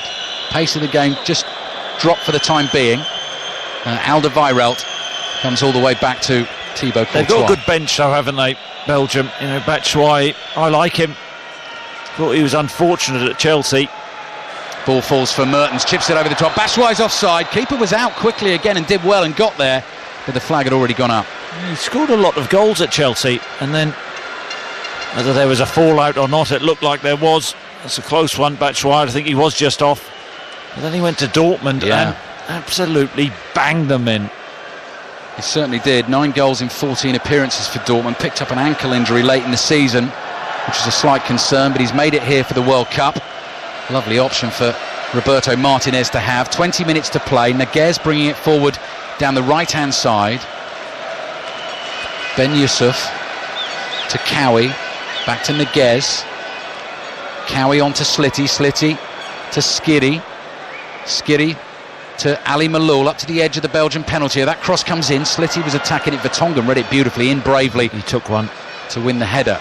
Now Skiri was thinking about lining up a right-footed shot. Fellaini's in his way. The ball is played wide right to Naguez. Naguez's cross blocked and caught easily at the near post by Courtois. What have you spotted? Vertonghen is struggling. When he made that clearance, I think he was caught by Khazri. Innocently going for the same ball, but taking a knock to the head, a blow to the left cheek. Knew he was going to get hurt as well, didn't he, Chris, when he went in for the header?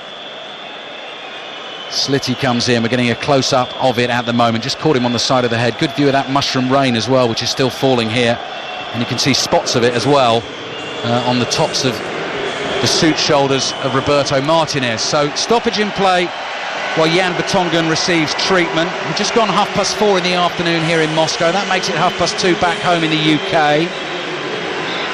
4 o'clock kickoff your time, South Korea, Mexico. That's on Sports Extra this afternoon, because we're bringing you South Africa, England in full. Third test. England have lost the first two. The game kicks off at 4:05. What? The game kicks off. South Africa against England, the rugby, kicks off at 4:05 UK time. Happy with that? Yeah. 18 minutes left in this second half. Definitely slowing down here at the moment. Belgium lead Tunisia by 4-1. Belgium, England, don't forget, next week, Thursday night. So who would your money be on, Ali, at this stage? In this group, I think that Belgium, England could well end up a draw, so I think it will depend how many England score tomorrow. Here's Fellaini. Plays the ball back, trying to feed it through to Mertens here. Running hard in the midfield, but they have it again to Tunisia. Well in. It's offside. Oh, he's off, yeah. Yeah, just trying to play the ball through there to Dries Mertens, but he was caught offside. Free kick for Tunisia. Just over 15 minutes to play. Second half here in Moscow, and Belgium leading by 4-1. Just talking about the strength of the Belgian bench, when you think that Dembele for Belgium's on the bench, would he get the game for England? You think so? Yes, I do, because he would start in my composite 11 in the Belgium-England. Yes, I do. Got a substitute appearance in the first game for Belgium this tournament. Hasn't appeared in the second one. Here they come again. Witsel playing the ball up. Oh, what a fabulous pass from De Bruyne. Batshuayi just couldn't quite get onto it. Keeper again, well off his line to intercept. Did he handball it? And Mustafa, that ball, slide rule pass from De Bruyne. Batshuayi not far away as Ben Mustafa came outside his area. I've got a suspicion that he got part of his arm to that ball. Well, we'll have another little look when we get a chance on the replay. In the meantime, Tunisia are able to try and bring the ball away in midfield. Intercepted there at the back, and Vertonghen's okay after taking the knock on the head. So he's kept the ball in play on the left-hand side, and Axel Witsel gets it in midfield. Swaps passes with his big bushy-haired partner Fellaini. Off the bench for Belgium's second half. 15 minutes to play. Belgium leading Tunisia by 4-1. Going top of the group with 6 points ahead of England's game tomorrow. Ball slid through. Another chance here for Batshuayi. Round the keeper, and it's cleared off the line. Cleared off the line. Batshuayi thought he'd scored, and it ends up in the arms of the goalkeeper, and very nearly became 5-1 to Belgium. It's cutting edge football. Brilliant. One touch in behind for Batshuayi. Goes round the keeper. Doesn't get a good enough contact from an acute angle. He'll be disappointed he didn't score, but how good was the football? Injury for Tunisia here. It's the number 7 who's gone down. So he's got a little bit of cramp actually here. So he needs to receive treatment. The point I made though already though, Chris, is they've used the 3 subs. What are you chuckling at the moment? Well, how do you know he's got cramp? Okay. Well, the reason I'm guessing, you tell me what the goalkeeper's doing there then. Oh no, hang on. He's given the sign that he needs to come off. Which was the point I was making. You're not a medical expert. No, you're absolutely right. Well, that is a problem, because Tunisia have already made their 3 substitutions. Belgium lead 4-1. Just seeing the replay of the goalkeeper, I think at 4-1, I think that he may have got the top of his arm on that ball, but I don't think it was deliberate. So nothing came of that. Would have been interesting at 0-0. Okay, well, he's picked himself up, is Cowie, the number 7, and he's going to have to get back on here for Tunisia. Whistles ringing around the stadium. 14 minutes to play in the game. And Belgium lead it 4-1. And it has lost at the moment, Chris, hasn't it? With Belgium comfortably ahead, Lukaku's gone off, Hazard's gone off. It's lost that bite. Yeah, perfect afternoon though for Belgium. Put this game to bed as quickly as possible. I think that the killer really for Tunisia was the goal on half-time. Brilliant finish from an in-form Romelu Lukaku. Tunisia then, red shirts in the sunshine on the left-hand side of the pitch, slowly going through the motions, trailing 4-1, ball on the halfway line. Challenge comes in there on Badri. I think I've got sympathy for Tunisia, the way the group has fallen. You touched on it earlier, England first up, then Belgium next. Had they played Panama, beaten Panama, got off, bit of confidence, momentum, and it may well have been different. That's the way the cards were dealt. Yeah. Ball thrown out by Belgium. Mertens goes down. Challenge on him from Ben Alouane. Little shove in the back, so that is going to be a free kick to Belgium, who lead 4-1. You're listening to us on BBC Radio 5 Live, also on the World Service across Africa this afternoon. South Korea against Mexico. Kicks off 4 o'clock UK time over on 5 Live Sports Extra. Germany, Sweden, 7 o'clock kick-off tonight. That's going to be a fascinating one, actually, after Germany's opening defeat against Mexico. Here's Vertonghen, the yellow shirt for Belgium. Gives it to De Bruyne, who's looking for the little 1-2. De Bruyne was brought down, though, picks himself up well. Now then, on the left-hand side, here's the chance and the drive deflected. Oh, and off the bar! They really should have stuck that away. Batshuayi, close range, couldn't do it, and then the shot flies over the top from Mounier, and Belgium should have had a 5th goal. Yeah, Batshuayi, hang your head in shame there. It's a brilliant shot, powerful shot.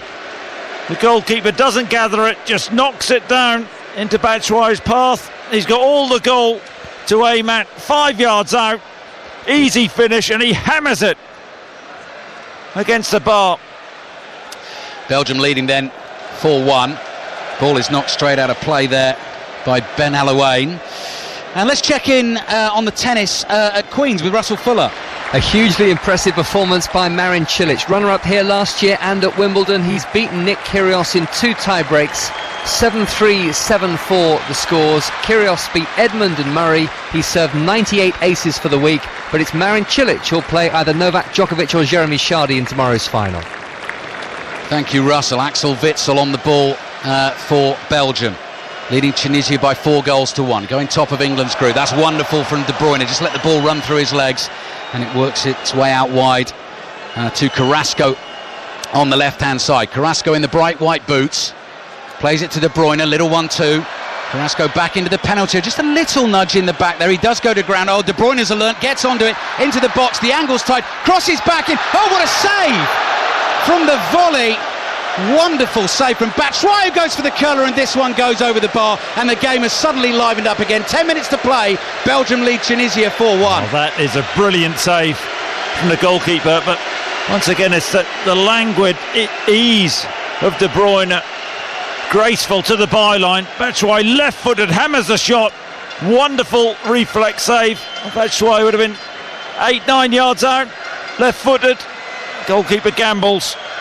Good save. Goal difference could play a part in the group as De Bruyne's corner comes into the penalty area. Belgium looking for more. Keeper's done really well there in the last couple of minutes. We're into the last 9 minutes of the game here in Moscow. Witsel intercepts for Belgium. Long way out. He fancies a dip, gets right underneath it and smashes the ball way over the bar. If both teams go at it, Chris, Belgium, England next week, you know, that could be a cracker.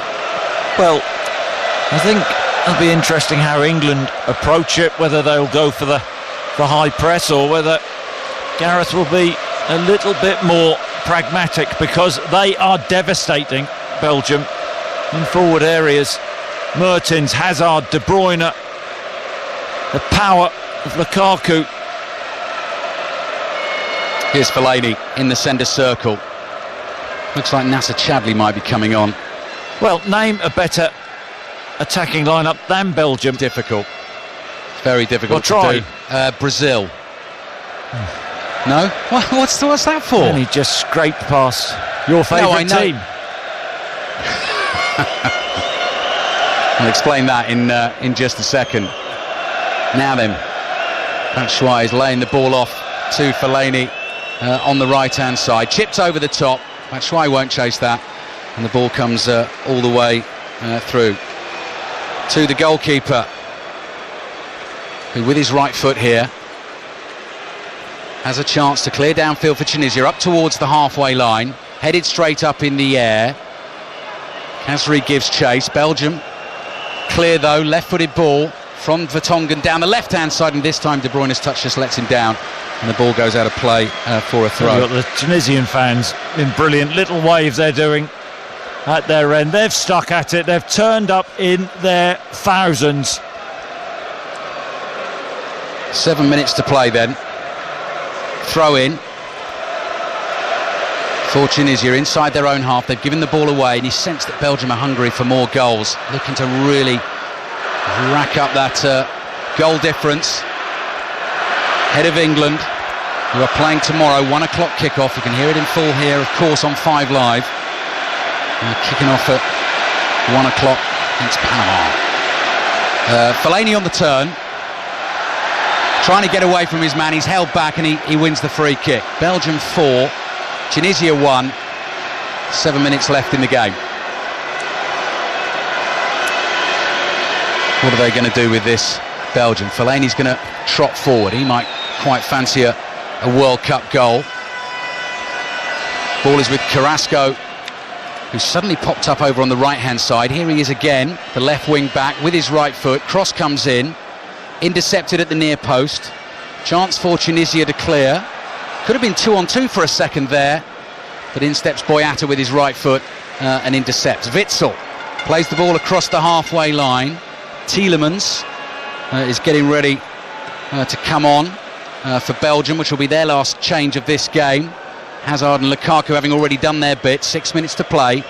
Belgium 4, Tunisia 1. And here they are again on the right-hand side with Meunier. Down towards Fellaini. Fellaini back to Meunier again. On the run here is Batshuayi. He's not going to catch that. And the ball goes behind for a goal kick. Should have been a corner. Took a deflection. Belgium keeping the ball well. Tunisia now, their heads have dropped. They've run out of steam. To be fair to them, straight after half-time, they gave it a go. But that brilliant fourth goal from Belgium, the pass from De Bruyne, the finish from Hazard, that was the end then. 5 minutes to play. Here comes the Belgium change then. Number 14 goes up. So Dries Mertens has done his bit for Belgium this afternoon. He is coming off. Tielemans will come on, who's an interesting one if you don't know too much about him. Plays his club football for Monaco. Just had his first season there after a big money move from Anderlecht. So he will come on and get 5 minutes here. High fives from the manager Roberto Martinez for Dries Mertens as he comes off the field. So we're into the last 5 minutes of the game. Goal kick here for Tunisia. Ball on the edge of the 6-yard box, and it's cleared away downfield. Belgium 4, Tunisia 1. Headed forward. Now then, offside. Batshuayi is offside. Had a great chance to go through there and score. And the ball is not behind, but it'll be a free kick to Tunisia. Yeah, poor defending. I think it was very close. I think he was just a yard off, but Merrier on the other side. He's had a miserable afternoon. 3.5 minutes to play. Belgium 4, Tunisia 1. BBC Radio 5 Live, also on the BBC World Service across Africa this afternoon. Tunisia looking for a ball down the inside right channel to Khazri, who can't catch that. So it comes all the way through to Courtois again. And Courtois, all in blue, beaten this afternoon once though. He's able to pick the ball up and bowl it out with his right arm. How far do you think Belgium could go, possibly in this World Cup, Chris Sutton? Well, how far could they go? I mean, they could go all the way. They have the talent. This competition, it is absolutely wide open. And that's partly because, isn't it, Chris, that some of the big teams, the big guns, the ones that lots of people would have tipped to win the competition, have not quite fired at the start. Well, we've covered Brazil, and they've had a slow start. And when you think the manner in which they qualified, they were the first team to qualify for the World Cup. They blew away everybody else in qualification, but they've started slowly. You look at Spain. Yep. They haven't been overly fluent. What's been exciting is the likes of Mexico, out of the blocks. Germany, a disappointing start, but host nation doing well. That's the good. Host nation. Iran. It's going to be all on Monday. You really think they can do it? Are going to knock Portugal out. Yeah, you heard it here first, and you'll hear the game as well on Monday night on BBC Radio 5 Live. Belgium looking for a fifth late in this game. On the right-hand side, cross comes in, not quite all the way across the face of the box. Carrasco was looking for that goal. He's come so close this afternoon. The pass didn't reach him, and it goes behind for a corner to Belgium, who lead Tunisia 4-1. And it's just about seeing the game out for Belgium. Really good movement down the right-hand side. Munir fires the ball across. It's well defended from Tunisia, but overall, defensively, that's been their weakness this afternoon. Yeah. Wide open at the back. Yeah, makes it very, very difficult indeed for Tunisia now. Belgium heading towards 6 points. England have got to try and follow them tomorrow in their game, which you'll hear in full here on 5 Live. Free kick is floated to the edge of the penalty area, volleyed away. De Bruyne won't even bother chasing that. He's just going to let that go out for a throw-in. His manager, Roberto Martinez, shows some neat skills, just side foots a little pass to him. De Bruyne gets ready to take the throw. That rain is still falling, isn't it? It's really difficult to see up against the bright sky above, but it's just coming down a little bit in Moscow, which is amusing Chris Sutton greatly. Here's Vertonghen on the turn on the halfway line. The bright yellow shirt of Belgium, he's slightly overrun this, and he's got a little bit lucky, almost tackled. And the ball is played out of the back by Boyata, up towards Fellaini. We're into the 90th minute of the game on BBC Radio 5 Live. Cross comes in, Batshuayi attacks it and finishes it beautifully. Sliding in for the fifth goal. Belgium have had a fine time in Moscow this afternoon, taking charge of Group B ahead of England's game tomorrow. Batshuayi gets his goal and Belgium lead Tunisia 5-1. And you know what, his movement's been really good since he's come on. Missed a real sitter early, but he's kept going, peels away. It's a lovely ball.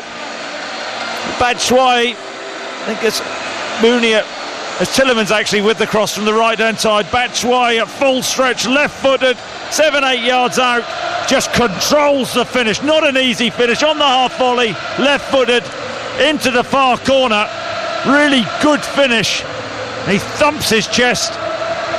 But they've been good. Yeah. They've been impressive. Yeah, they certainly have. 5-1, 3 added minutes to be played. Scored lots and lots of goals in qualifying, 43 in 10 games.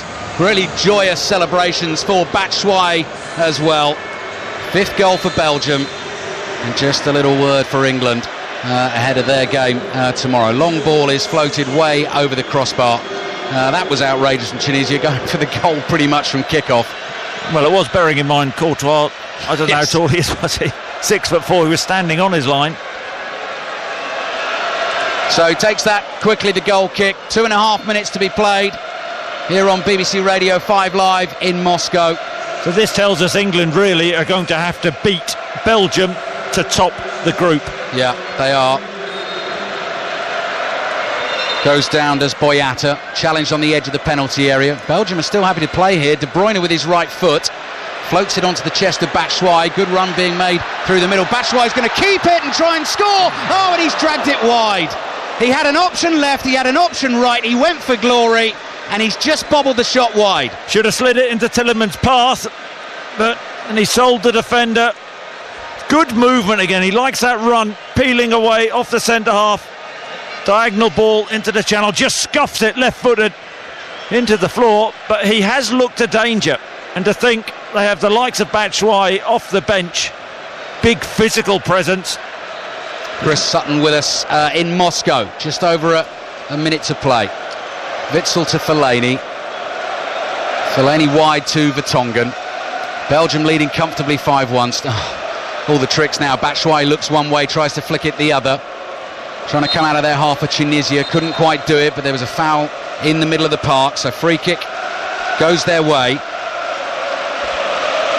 And Tunisia will get on the ball. Belgium fans, we're just looking around at little pockets of them, all in the bright red, really enjoying their team's performance this afternoon, sending out a message. Bit of defending to do at the end of the game. Cross comes in, oh, and he's beaten. Courtois is beaten. Wabi Kazri gets the goal. Belgium 5, Tunisia 2, and that probably tells you a little bit about Belgium. All the talent in the world going forward, but they can be got at the back, Chris Sutton. Yeah, I think they can. They just switched off, but let's give Tunisia a bit of credit for sticking at it. And Kazri, who's been their most effective forward player, the ball's whipped across from the byline. He's 7 yards out, has a bit of work to do, just peels off Boyata and Alderweireld, and he just pulls it into the far corner. Nice finish, but too little, too late. And there we go, it's all over. Impressive stuff from Belgium, sending out a little message to England ahead of their game tomorrow. Late goal here for Tunisia. We've seen 7 goals in all in Moscow. Belgium had 5 of them, by far the better team. Look very, very dangerous going forward. The big players scoring for them. Lukaku got 2, Hazard got 2, Batshuayi gets a nice one at the end, and Chris Sutton, it's finished Belgium 5, Tunisia 2. Yeah, fine entertainment. 5-star Belgium. Really impressive, that movement in the final third. The players they have at their disposal, they will cause problems for any team in this tournament. England have got their work cut out, but they do have that vulnerability at the back.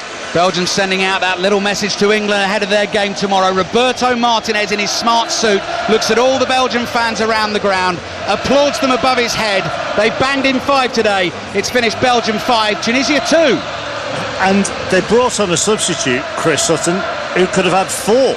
I mean, Michy Batshuayi could easily have had 4.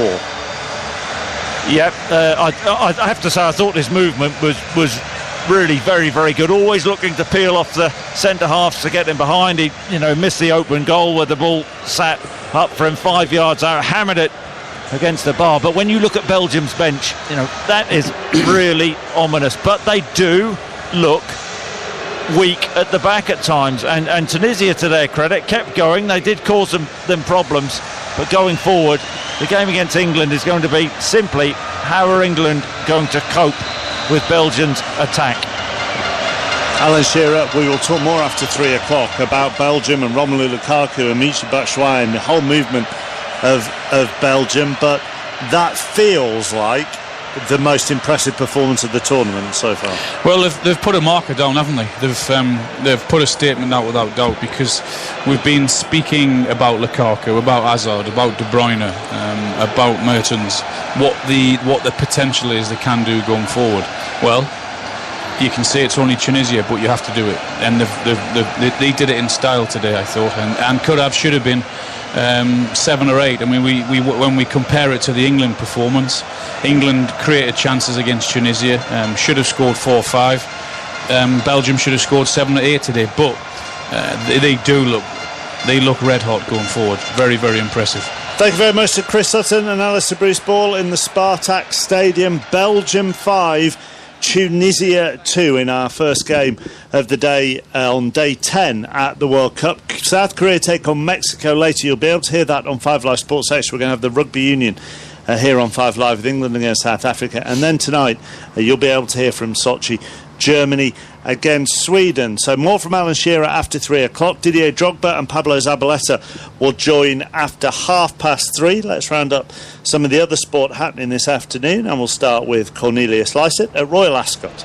And on this World Cup Day 10, a football connection to the first winner of the afternoon at Royal Ascot Day 5 of 5, when Arthur Kitt, well back to 13-2, trained at Michael Owen's part-owned Manor Farm stables in the Cheshire countryside by trainer Tom Dascombe and ridden by Richard Kingscote, took the Chesham Stakes. Stories to come here this afternoon. Trainer Sir Michael Stouts looks for a 4th win of the week, 79th over the years at Royal Ascot with Crystal Ocean in the Hardwick Stakes. And then Harry Angel, can he win a first race on Ascot Racecourse at the 5th attempt when lining up against opponents including some from the States and Australia in the Diamond Jubilee Stakes at 4:20. Let's head to Henry Moran next, watching England's women in T20 action at Taunton. England taking on South Africa. This is the first match of a double-header. England will play New Zealand later on today. Of course, they thrashed South Africa a few days ago. A record score, 250 for 3. England winning by 121 runs. Today, very different story. England setting a target of 161 for South Africa. Tammy Beaumont top scoring with 70 in response. South Africa 64 for 1 in the 9th over. They now need another 96 from 68 balls as the score ticks on to 65 for 1. Marin Cilic is through to the final of Queen's, the second semi-final. Jeremy Chardy against Novak Djokovic is on BBC 2 right now. F1 qualifying for the French Grand Prix is about to get underway on Sports Extra, and then after that they'll have that South Korea-Mexico game. And we will have the Rugby Union here on 5 Live. England against South Africa. The final test from Cape Town is a 4:05 kick-off. But it is exactly 3 o'clock, and Faye Rusco has the latest BBC News. On digital, online, smartphone and tablet, this is BBC 5 Live. Organisers say more than 100,000 campaigners have marched through London demanding the public get a vote on the final Brexit deal. The group People's Vote says it's important everyone's voice is heard. I'm really concerned about the damage that Brexit is doing to our country, and my feeling is that the best way to deal with Brexit is not a soft Brexit, but actually to stop Brexit. Brexit is a disaster for our nation. We're socially, economically, we're going to be so much worse off. There's been an explosion at a political rally in Zimbabwe where the president was speaking. Officials say he wasn't hurt in the blast. Reports suggest some people have been injured. Ethiopia's health minister says more than 130 people have been injured and 1 person killed in a grenade attack at a political rally. The country's Prime Minister Abiy Ahmed had just been speaking at the event in Addis Ababa. The RAC claims 2/3 of drivers don't know what the punishment is for using mobile phones behind the wheel. Tougher penalties were brought in 12 months ago. Offenders can be given 6 penalty points and a £200 fine. Joshua Harris is from the road safety charity Break. People are so addicted to using their phones all the time, walking along the street, and they just carry that on to when they're in the car. Just a split second of attention away from the road, you can crash into a pedestrian, a cyclist, anybody, and devastate their lives forever. So it's really vital that people learn when they're behind the wheel of the car, they put their mobile phone in a glove box where it's out of reach and they can't be distracted by it. Volunteers running a food bank in Dorset say burglars have stolen a month's worth of supplies for more than 400 families in need. Hope for Food says the intruders trashed their base in Bournemouth, causing £3,000 of damage. And the former Liverpool and Newcastle defender Jose Enrique is recovering from surgery to remove a brain tumour. The 32-year-old, who retired last year because of a persistent knee injury, says it's been the toughest few weeks of his life. This is BBC 5 Live on digital, smart speaker, smartphone and tablet. Quick look at the roads. 2 lanes are shut on the M5 in Worcestershire between junctions 5 and 4A at the M42. That's because of a breakdown. In Hampshire, 2 lanes of the M3 southbound are shut. There's been an accident involving 2 vehicles between junctions 11 and 12 at Eastleigh. And expect a queue on the M25 anti-clockwise in Surrey. That's because of an earlier accident between junction 14 at Staines and 12 at the M3. Faye Rusco, 5 Live Travel. 5 Live Sports. The FIFA World Cup Russia. Trippier to take it. Maguire with the header. It's not in. By He's done it for St George. He's won the opening match for England in Russia. Next, England take on Panama. Sunday, 1 o'clock kickoff. That's what these games are about. It's a World Cup. You go into the last second and, absolutely buzzing. Ecstatic when that goal went in. England deserved that. The FIFA World Cup. On 5 Live and across the BBC. Live from Russia, this is 5 Live Sport with Mark Chapman. Still to come at the World Cup today, Germany against Sweden is the late game. South Korea against Mexico kicks off at 4 o'clock. That's on 5 Live Sports Extra. We'll have the Rugby Union, England against South Africa, here on 5 Live, and it's a 4:05 kick-off. Alan Shearer is with me to look back at the first game of the day as we look at a man right on cue with a sort of white balaclava on, and planted on top of it was a load of yellow foam rectangles meant to be Belgian chips. It's the worst headgear I think I've ever seen. He doesn't think so. No, evidently not. Anyhow, we're looking back at Belgium 5, Tunisia 2. You have a smile on your face because with about 2 minutes to go in the game, you looked just above my left shoulder where there's an A4 sheet of paper with the results of the sweepstake on, and went, "Oh, I've got Belgium," as if you'd forgotten. Well, of course I don't want Belgium to win, do I? But yeah, they were very impressive going forward, particularly. Started the game very well. They had an energy to their play. Their passing was excellent. There was a bit of pace about it. Firing balls into each other, and then they went quiet for 15 or 20 minutes, and then they got that goal just before half time. And then, as I said, at half time they can go on and score, I think, as many as they want. They were certainly going to get the opportunities, and it probably should have been 7 or 8. But yeah, anyone looking at that will look at Hazard, will look at Lukaku, will look at Mertens, will look at De Bruyne, and think, this team could cause us problems. But on the flip side, they did look dodgy at the back. But that's quite a small flip side, isn't it? Do you not think, given the positives going forward? Well, of course, when you look at it from the manager's point of view, and he will drill home all the positives that he can to his players to give them as much confidence. But he will also, it would be very remiss of him and unprofessional of him if he didn't look back and think, we have to do things slightly differently. Certainly when they come up against better opposition, if they're conceding 2 goals like they did today against that side, then better sides will also cause them problems, bigger problems. There's this is a big subject here, but can you give me an appreciation of Romelu Lukaku overall playing for Belgium, and an appreciation of the 2 goals that he scored today? Because they were different with the goals, weren't they? But they had similarities in the impressive nature of his movement. They were very, very different goals, but both very impressive goals in his movement, his balance, left foot, right foot, composure, picking his spot, and being very, very accurate with it from either side. He looked comfortable when he was firing that left foot shot, his first one, and it goes right into the corner. Keeper's got no chance. But to get into that position in the first place, he sort of made one run to his right, checked, and then went to his left, expecting the ball. Of course, the ball came. Weight of pass was perfect, but then he finished it off very, very well. Second one-on-one again, and because of his touch, he's drawn the keeper in. The keeper's coming out. Who's going to blink first? That's come on. You're looking for the goalkeeper to make your mind up. What am I going to do? Am I going to slide it past you? Am I going to take it round you? Or are you going to be stupid and go down and make it a little bit easier for me than it should be? And the keeper did exactly that. And Romelu had the ability to just clip it over him, and it was such a cute and clever finish. But when you describe it like that, you make it sound very easy. Where of course, it's not. It's obviously where of not. course that's all happening in a split second as you wait for the goalkeeper. And that's what makes that's the difference between average players and good players. That the good players and the very good players say, wait for the goalkeeper. Okay, when you're faced with a one-on-one with the goalkeeper, that's how it is. Who's going to keep their cool? What are you going to do? Because I'm thinking, help me. Go on. Either, as I said, are you going to go down so I can dink it over you, or you're not, or I'll slide it past you, or am I going to just hit my head? And if we both keep our cool, I'm going to put my head down and hit it as hard as I can.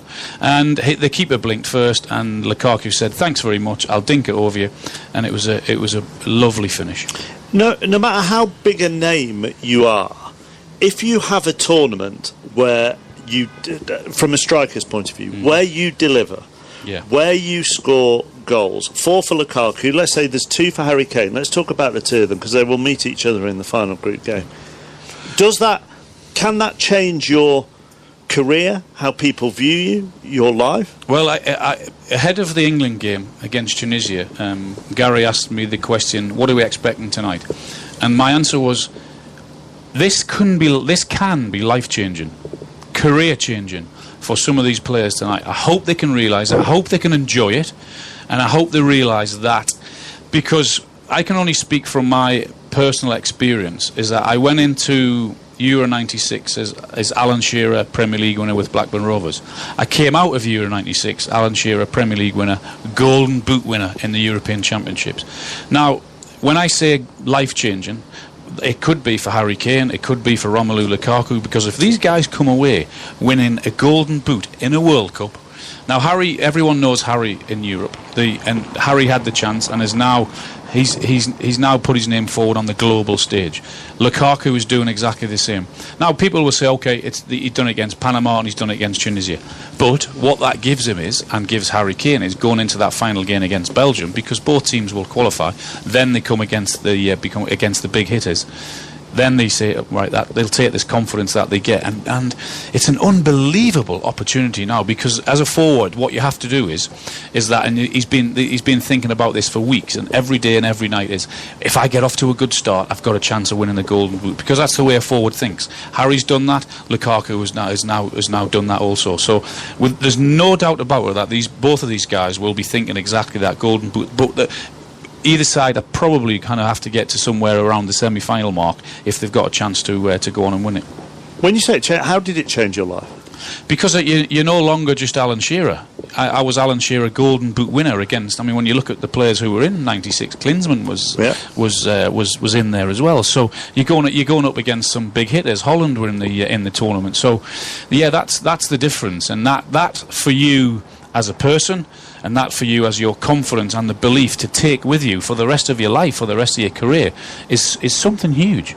Do you think it intimidated people who you then came up against? Absolutely, 100%. There's no doubt about that, because, as I said, I'd done it in the Premier League. Now, to do it in a major tournament, whether it's a Euros or whether it's in the World Cup, then defenders look at you differently. I know defenders look at Harry Kane anyway in the Premier League and think what a player he is. But Harry, if he goes on to win this Golden Boot, or if he goes on to get 7 or 8 goals in this World Cup, Harry Kane will have done it on the biggest stage of all, against some of the best defenders and the biggest teams. Now, to take that forward is something huge for you as an individual. Where is your Golden Boot? It's in my study with all the other tops and the Premier League medal and all the other little things that I've won. So you still see it on a daily basis? Well, once I do. I think it's important that you do that, because that's what you're in the game for, isn't it? Why shouldn't you? To have a Golden Boot in the Euros, to have a Golden Boot in the I should have said 3 Golden Boots in the Premier League. then yeah, absolutely. Why shouldn't you look at it? That's what you're in the game for, isn't it? That's what I was brought up to do, was to score goals, as is Harry Kane, as is Lukaku, as is Ronaldo. Why shouldn't you? Just an insight into Alan's determination and will to win, and how serious he takes all sports. We had a game of golf yesterday. Alan and Jermaine Genus against myself and Dan Walker. Alan and Jermaine won. On the 18th green, we shook hands. We got back into our golf buggies. Alan and Jermaine in theirs, myself and Dan in ours. Alan drove off in his golf buggy with his left arm out of it, raised all the way back to the clubhouse, as if you were celebrating a goal in a World Cup. Oh, well, that's what's unbelievable. That's how we were brought up, was to win, whether it was in a football match, golf, or whatever it was. We were brought up to win. Oh dear. Do you Do you think England will be worried by what they've seen from Belgium this afternoon? No, I don't think they'll be worried. I don't think they'll be concerned, because I think they'll look at their performance against Tunisia and they'll think, you know what, if we sharpen up our finishing, then that should have been England, because they had the chances to do that. Although they slowed down a little bit in the second half, but they take great credit from the character shown to keep on going, to keep on having the desire to go and get that winning goal. But I don't think they'll be overly concerned that Belgium have put 5 past Tunisia. No. What do you want to see from them against Panama? I want to see the same momentum. I want to see the same start into the game, because in the last 3 or 4 games they've played, certainly the 2 friendlies and the game against Tunisia the other night, they got off to a good start. They got a goal in the first 20 minutes because of the way they started the game, because with the intent, with their passing, with their movement, with the energy and pace to the game. Now, it might be slightly different against Panama, because we expect them to have everyone behind the ball and be tough to beat. So that might be difficult. We might have to show a little bit of patience, but that doesn't mean to say that the passing can't be crisp or the movement be cute and be clever. And that's what I'm looking for, because there's no doubt about it. They will have taken huge confidence from that game, because for a lot of them, that's their first World Cup. And they'll also be watching all of the games, and they'd looked at Argentina, they looked at Germany, they looked at Spain, looked at Portugal scrambling for a win against the so-called weaker nations. Well, they went out, they put in a good performance, they got the 3 points, got the win, and they were able to enjoy that game and that night. Now we need to carry that on. Dele Alli started training with the main group, said David Ornstein. After warm-ups was withdrawn, clearly not anywhere near full fitness, so highly unlikely he's going to play anyhow. But there's no point rushing him, is there? No, there's no point at all. It's an opportunity, you would think, for Loftus-Cheek, who when put on the pitch the other day, made an impact. And as a substitute, the manager is putting you on the pitch to do something, whether that's to defend the lead or whether that's to go out and do something special to get the lead. And the manager said to Loftus-Cheek, and he said to Rashford, "Come on, go and do something for me." And they did, and they made an impact on the game. So he would be the natural replacement, I think, if as expected, Dele's not going to play. What an opportunity for him. It's an incredible opportunity for him now, because if they go out and get the right result and they score goals and he puts in a good performance, he might be difficult to shift. England play Panama on Sunday, and then the final set of group games. In fact, they are the final games in the group stages in Group G. England against Belgium, Panama against Tunisia. So looking at the wall chart, that gives us 1, 2, 3, 4 days, basically, of having the same discussion with every pundit about whether they should play a weakened side if they've qualified by the time they get to play Belgium. You would just keep going, would you? I would have no hesitation and keep going. I would. Because it would disrupt the rhythm. You've got to, if as expected England win tomorrow against Panama, you've got a momentum, you've got a confidence, you've got a belief in that team. So carry that forward. I don't think it would be too much to ask at all, is to go full strength or as best you can. If you've got 1 or 2 niggling injuries, then that's understandable. But if not, same again, please. Same team if you can. Same result. Carry that forward, and that should help you in the games to come. And you would imagine that Belgium would do the same, wouldn't you? Yeah, I would think so. Yeah, because even from a personal point of view, I know Lukaku came off today with a little niggling knock, so they might look at that situation. But if you're Hazard, if you're Batshuayi, if you're De Bruyne, who you've started the tournament and you're playing well, you don't want to break. You don't want to rest. You want to carry on going when things are going well for you. The other 2 games today, let's just deal with them. Mainly with Germany, Sweden, actually, just going into it. Do you think Germany will have a confidence issue after their loss against Mexico? Yeah, I don't care who you are, what you are. Even if you are the world champions, then that performance against Mexico has to affect you. I'm pretty certain there have been some harsh words said in the dressing room, both from the manager and from the players themselves, because that performance against Mexico was hopeless. I'm not using beat around the bush. They deserved to be beaten. They were lacklustre. They had no energy whatsoever.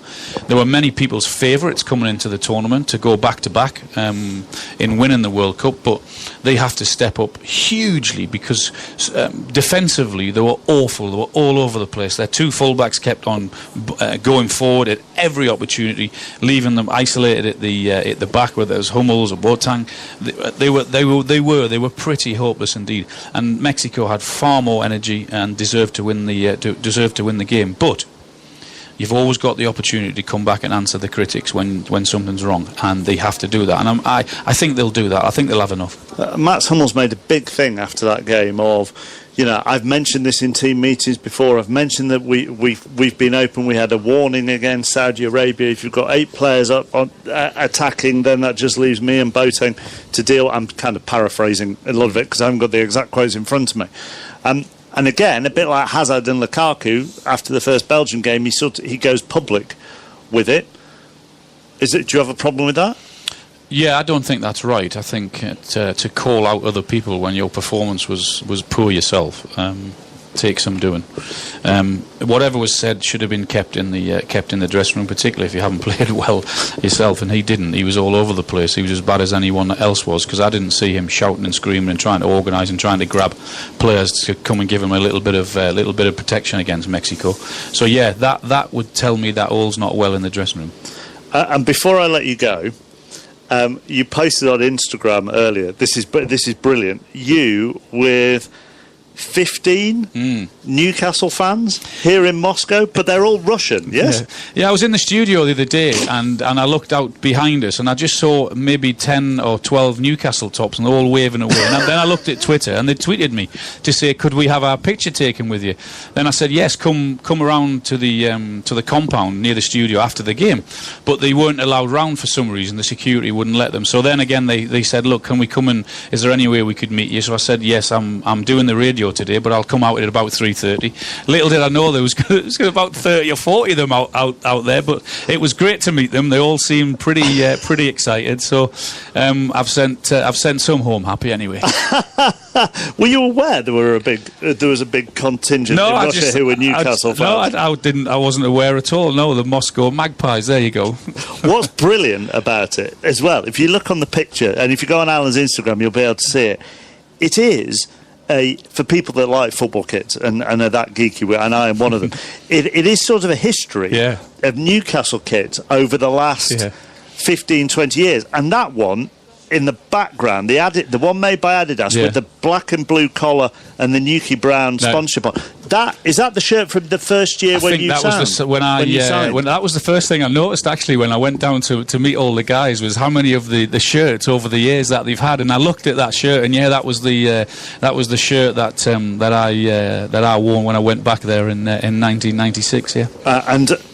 Out of the Newcastle fan clubs, where's the most bizarre country that you found a set of Newcastle fans? Well, it was in when we went to Thailand, I think, when I first signed. I mean, the reaction to that, because I was the world's most expensive player when I signed for Newcastle, and then I went straight out there because I'd gone to meet Kevin Keegan, and I never ever went back to my house.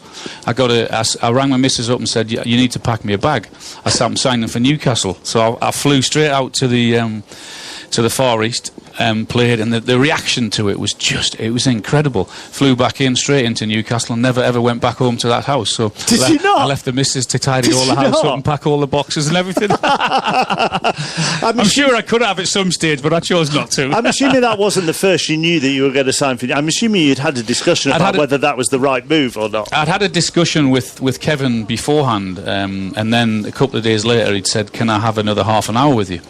They were flying off to the Far East. He said, "Before I fly, can I have half an hour with you?" And I was and ahhing, of course, with Newcastle, Manchester United, or even staying at Blackburn. And I met him, and I just thought, yep, that's it. I'm going to sign, and that was it. I went for the medical, never went home. My bag got delivered by the taxi, and I went off and flew away, and never went back up to that house. Right, go and enjoy England against Panama tomorrow afternoon. Thank you. We'll see you soon. Alan Shearer on 5 Live Sport from 4 o'clock, 4:05 this afternoon. We've got England against South Africa. By the way, coming up, Pablo Zabaleta and Didier Drogba in the studio with me. Let's talk to Chris Jones in Cape Town and Paul Grayson in Salford ahead of this game. Paul, let me start with you. If Danny Cipriani plays well, is he Eddie Jones's number one going forward? Good question. I think it gives Eddie Jones a headache if Danny Cipriani plays really well. I mean, it's, by the sounds of it, not ideal conditions for a ball-playing fly-half in Cape Town at the moment, even though I've seen people in deck chairs in Salford, which is probably a rarity. It's chucking it down at Newlands. But it also, I think it's a good problem to have, because Cipriani is there on merit. Eddie Jones has got to a point where he has to give him a chance because the other way is just not working. So it all stacks up to be, if he does play well, he deserves another go. All eyes are going to be on Cipriani, aren't they, Chris Jones, from an English perspective? Yeah, because it may be the only positive that comes out of this tour if Cipriani plays well and gives Eddie Jones another option. Look, he has been so keen on George Ford being his man, and the odd occasion that he's dropped Ford, Eddie Jones, Brisbane 2016, Ireland in the Six Nations just now, it's been Owen Farrell who's played at number 10, so he's never wanted to deviate from that. It's England's dreadful run of form that has perhaps forced his hand a little bit, and if, you know, some England fans might lament the fact that Dan Robson's not got a minute, Jason Woodward's not had a minute of rugby, Lazowski's not had a minute, at least Cipriani's going to get a chance. The weather is terrible here. It's wet, it's windy, it's wild, it's not ideal for Cipriani, but his left boot, his game management, things that have developed over the years, maybe it's a chance for him to show his all-round game. What will cheer up your mood as regards the England Rugby Union team, Paul Grayson? What do you want to see this afternoon to think, OK, maybe that is a corner turned, maybe we can start going in the right direction again? Yes, well, they've got to manage the conditions for one. I think that certainly plays into South Africa's hands with the power game. Dwayne Vermeulen will be to the fore. They've got to find a way of stopping him. But if you look through the team, obviously Cipriani's the big news story. They need to play to the conditions, but they need to perform like a team who knows exactly how to win the game. There's no altitude here. You're not going to run out of steam. It's at sea level. Sounds like English conditions. We should be able to work South Africa into areas of the field and squeeze them. Elton Jantjies at 10 for South Africa is a player I think England can get to if they defend better than they have. It's easy to defend in the wet. You've just got to be organised and committed. So I want to see 80 minutes of a coherent plan to put South Africa away. It might only be a 1 or 2 point win, but that's Test match rugby. Out of the various reasons Eddie Jones has given this past week, Chris, for why they have struggled, which do you believe and which do you think are sort of smoke and mirrors? Well, it's mainly smoke and mirrors, I've got to be honest, Mark, because he keeps talking about inexperience. But as we touched upon earlier in the programme, England have got 545 caps to South Africa's 348.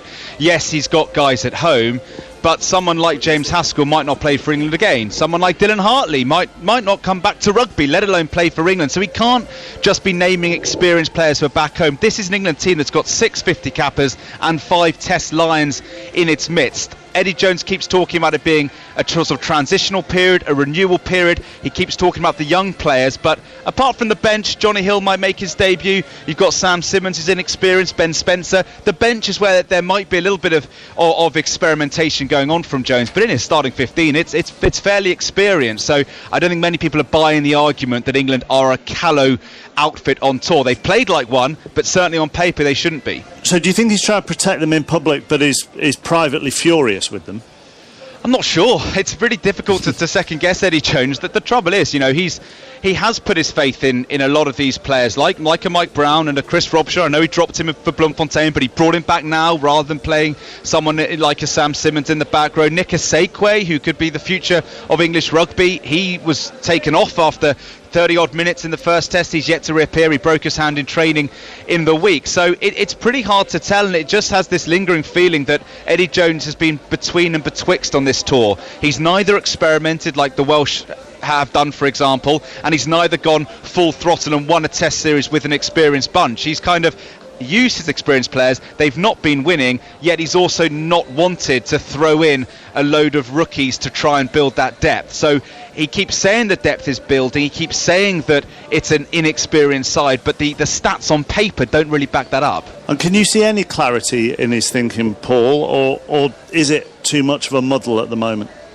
It's been interesting to watch, particularly. It's been interesting to watch Chris's relationship with Eddie over the past few weeks, and some of those roller coaster is what they call it, I think. Well, and you get to the point where the Chris is being direct with his questions because he's getting direct answers, and then Eddie turns around and says you've been too aggressive, and it's almost, well, you get aggression back if you give aggression out, and Eddie turned a couple of times. Think back to when he accused the press of not liking Mike Brown and then promptly dropped him the week after. So you get that little bit of inconsistent message. Now, to a degree, yes, he is protecting his players, but there's got to be a grain of truth in that the message might be slightly muddled to his players, and whether they like it or not, what they hear him say, they're going to take something out of. So perhaps that's reflected in the team a little bit, that I'm not quite sure which battles to fight. I'd like to see them just throw that off, forget what's gone before, and just concentrate on today, getting out there and performing as well as they can, without feeling like they're answering to anybody. Just get on with being England, and if it's good enough to win, great. If it's not,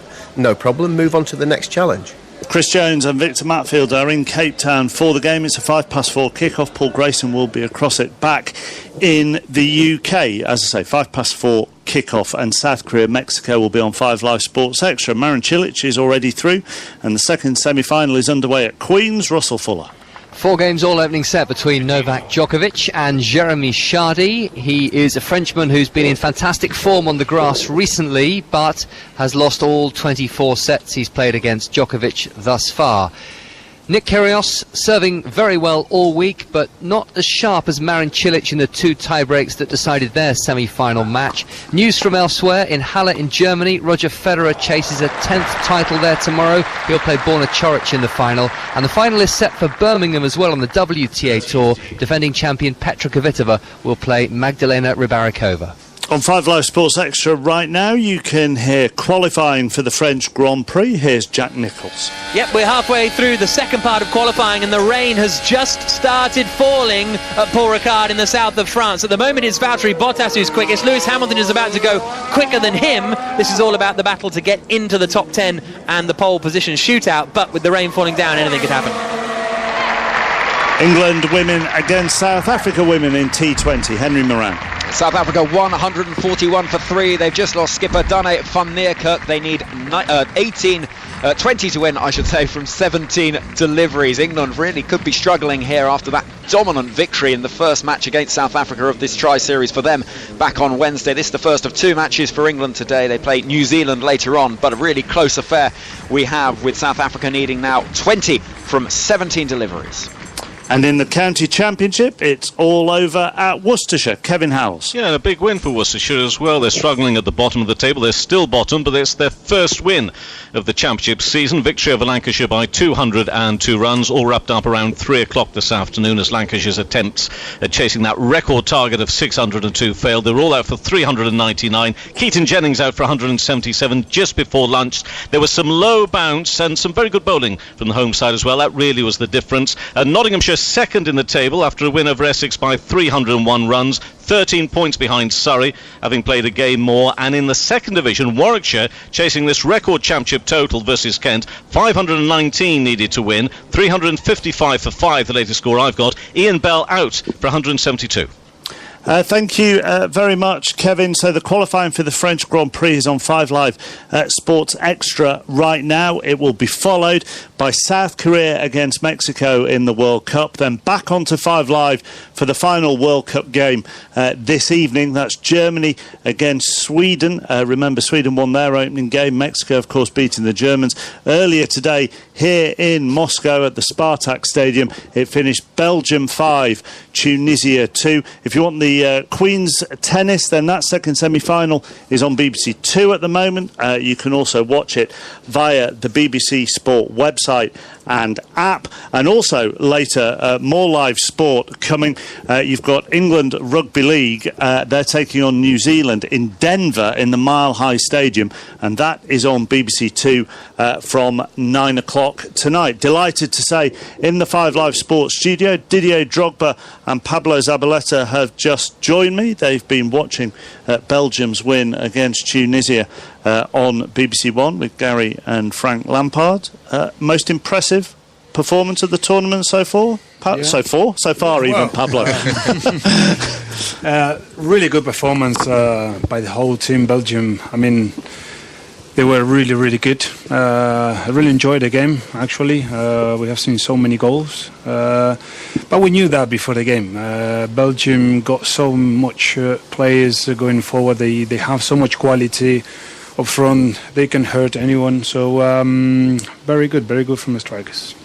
Yeah, I think playing with the confidence of having won the first game, they were just playing to qualify and not to survive like the Tunisian team was trying.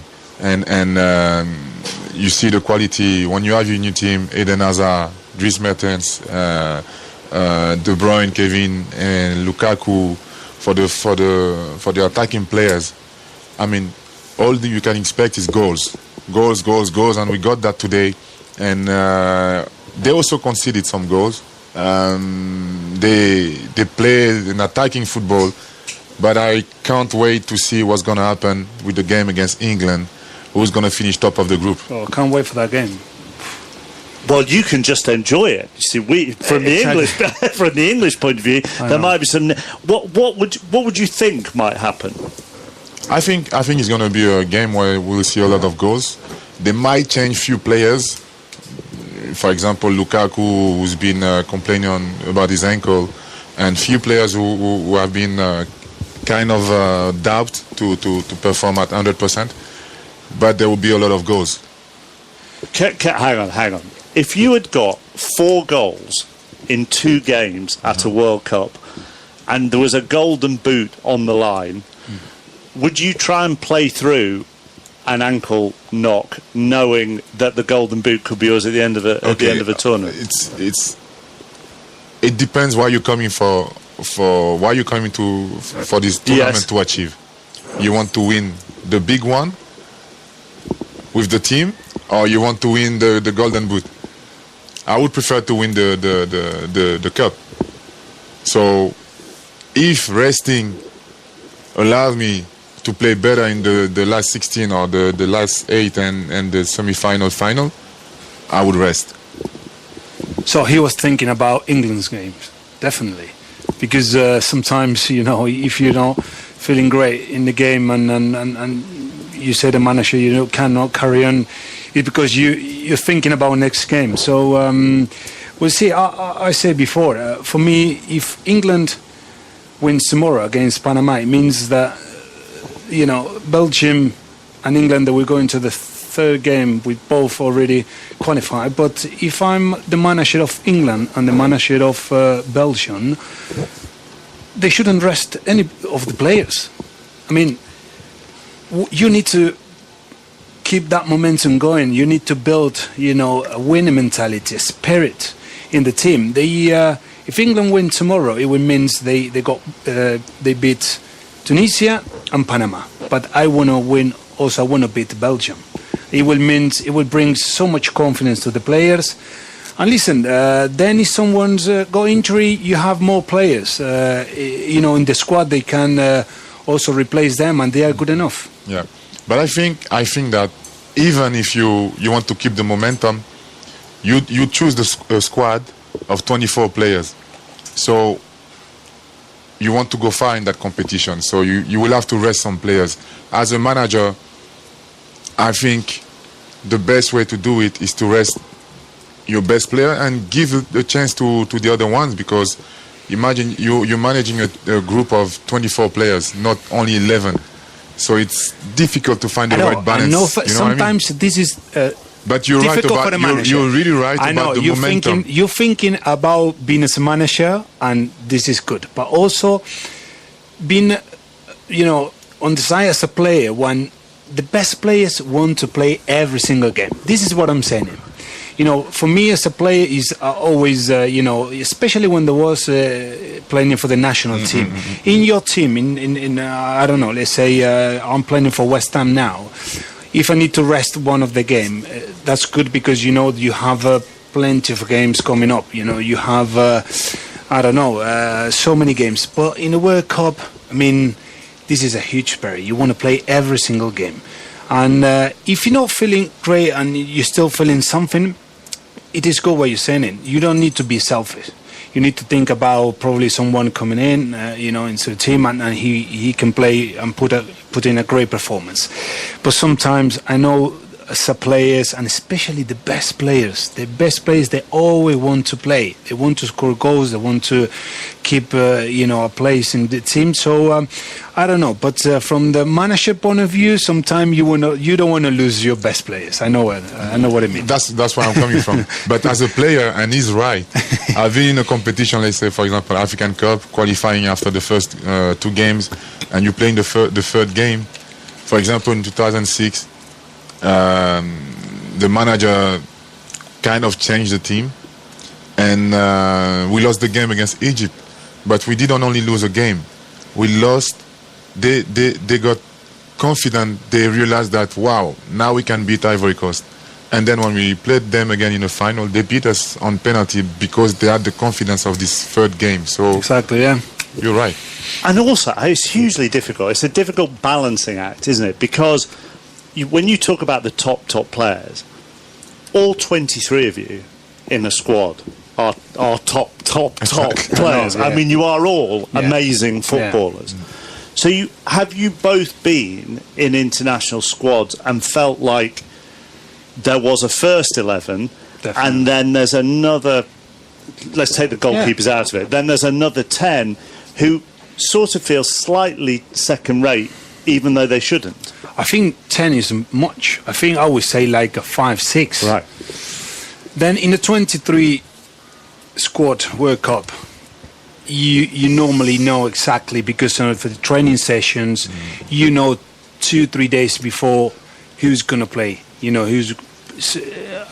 The manager maybe can change something, just the day before of the game, because he probably have seen something in training that he's not 100% sure about, so he wants to change something. But sometimes you smell the starting 11. You know that.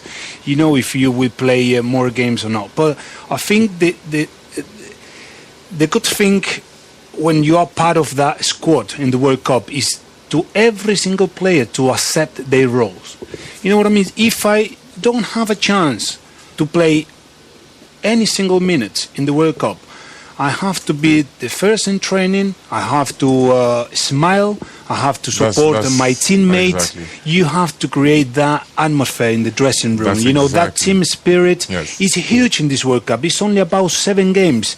So, of course, as a player, sometimes you want to have the opportunity to have some games in the World Cup. But sometimes you have to accept that this is a manager decision. Yeah, and most of the time, like we say, the starting 11 are not the one who are winning the World Cup, a big competition. They are the players who were kind of left out. The ones who are not going to play 1 minute. The goalkeepers, the second goalkeepers. But like Zaba was saying, you come to the World Cup, but you know what is your role. But it's difficult, even knowing that your role is going to be to be on the bench or not to play. When start the competition, it's a different story. You want to play. But the manager is there to give everyone his responsibilities, let's say. And when you are the main man and in the starting 11 and a leader of that team, how much can you allow yourself to make sure everybody in the camp is all right, or how much do you only have to focus on what you have to do because that is what the team needs? No, the best way to do it, I mean, what I was doing as a striker and as the captain of the national team, for example, when I score, I go to the bench. You go to the bench to involve everyone, little details like that, or for example, when there's a decision to be taken for lunch, if you want to go for dinner, you go to the guys who are not playing. You ask them, what do you think? And then you say, okay, we decided this because they decide. So you involve them in the life of the group. And this is the most important thing you have to do. Otherwise, you can have like 4 or 5 players. Just like someone said to me, oranges. Yeah. You put them in a basket. if there's one bad orange, what happens? It then starts to spread onto all the other oranges. So make sure you're not a bad orange. Can you, just going back to today's game, the Belgium-Tunisia game, and I had Alan Shearer on earlier, and I asked him the same question. Just give me a striker's appreciation of Romelu Lukaku's movement and his finishes. Top finishing, and the movements, he improved a lot in his movements. He's a bit more mobile than a few years ago, and he's playing now with his head. He's thinking the game. He's not only making the runs. Sometimes you can see it, like when we're preparing the game, you could see that he makes a run but too early. But that's little details, adjustment. He's gonna adjust with time, with experience. But he's got the finishing, the ability to finish, and the power to make the runs and to break the lines. And a former teammate's appreciation of Kevin De Bruyne, if that's all right. Yeah, very good game from Kevin. I mean, he's in a fine form. His last season with Manchester City, where he was outstanding. Simply a joy to watch this guy at the moment. And I said before, as a striker, when you have a player behind you, being that good, in the final pass and in the way he creates chances. This guy is one of the most complete midfielders I ever seen in football, and I think he's learning a lot with Pep Guardiola as well. Which is something really important, to have a good manager who can get the best out of the players and make you a better player. But he does everything simple, well. I mean, he's been fantastic. I don't have more words to describe this guy, because I don't know. I cannot say anything negative about him. When he arrived at City and you first started to train with him, could you see a complete midfielder? I would say yes, because he came to City after 2 years. I think it was in Germany, and you see he was quality. He really improved the team. He was doing really, really well for us. But I mean, the thing is, in the way the Manchester City is playing now under Pep, it makes everyone much better, because they just simply they keep the ball. They just keep attacking, making the runs from. He plays in those pockets, and he does those run from in to out all the time, and those crosses, low crosses for the strikers, long balls, corners, free kicks. He's fantastic. It means, of course, this season with Man City, it was outstanding. But let me tell you, when he came to Manchester City, we all knew he was going to be a key player for Manchester City. I mean, obviously you haven't been there this season, but do you think that development has come from team training and how they have been worked together as a team, or have you seen or heard, experienced Guardiola doing one-on-one things with De Bruyne as well to improve him? No, I think Pep Guardiola's training session, I'm saying they are fantastic. You're really enjoyable. He does everything with the ball, which is something that the players enjoy the most. We love that. You love that. You don't want to be running all day without the ball. So Guardiola's training session are so good, and he likes to work tactically, but also movement patterns. Especially going forward, all the time trying to find, the build-up from playing out from the back means that it's something because you want to find your better players in the right position and with a fine pass, giving them good balls. Having Silva, having De Bruyne, those players, if you just can't find those players in between lines in the final third, then as a striker, you just make the run in behind because the ball will be there, for you to score. So simple as that. And I saw one clip. I was watching a game, and and also later a documentary on Pep, and I really like the fact that he improved the players. For example, Sterling. Yeah. He was showing him that you doing the it's not the right run, you know. So stop. And he was showing him like different angles that he should do to receive the ball.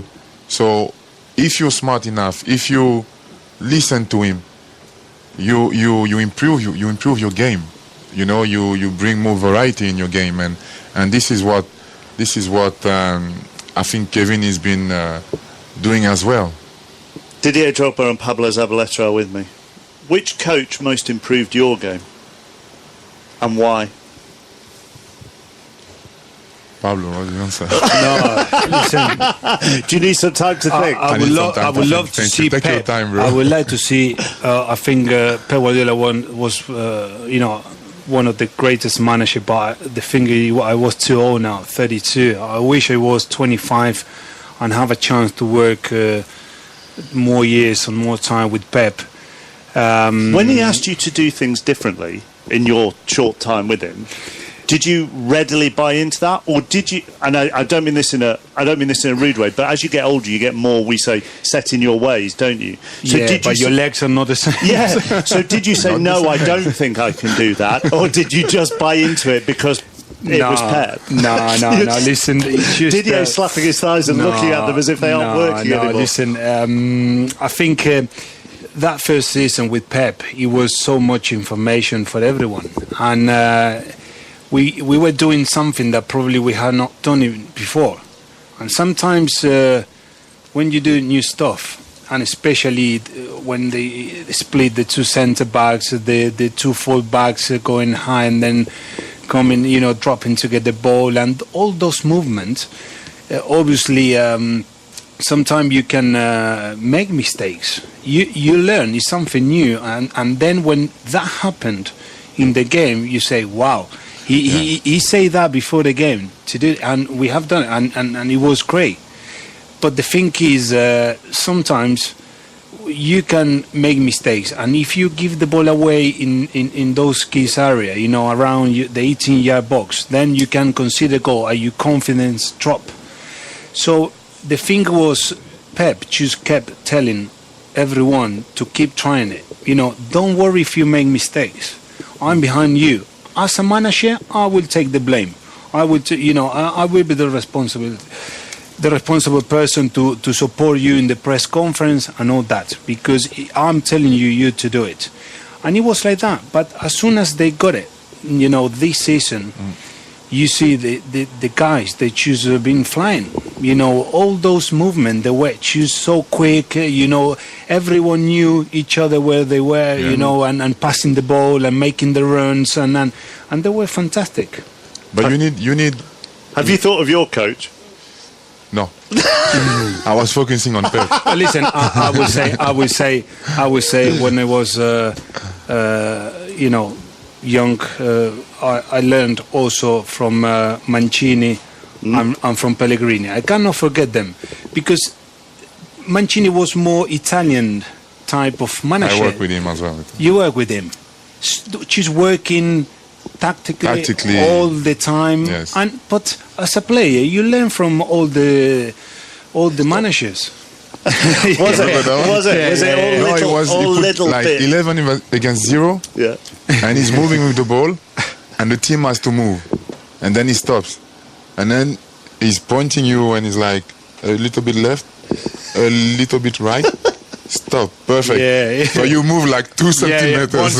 One step. So, but no, why is it difficult for me to choose one manager? Because I had a lot of managers, and all of them, I was keen to learn from them and get something out of their experience, and from the manager who found me when I was young, when I was 19, coming from an amateur team, from him to even Mourinho, Ancelotti, Scolari, all of them, Mancini, was saying Mancini, all of them gave me something different. Yeah. Because you have to adapt to their tactics. You have to adapt to the way of play. So as soon as you need to do that, you improve. Yeah. Everybody that comes on the show, because we're nearly run out of time, takes part in the sweepstake, which is here, where you pick out a team for the whole of the tournament. Pablo picked Sweden the other night. He was already quite upset because of Argentina's performance. It didn't necessarily cheer him up. It was a really bad day it for me. It was an awful day for you. To be honest, Didier, there's only Spain or Germany left in the sweepstake, so you're going to have a good chance with either one, depending on the result later, I suppose. So your team in the sweepstake, which one have you got, Spain or Germany? Germany. And Didier has got Germany. And we will add you to the list.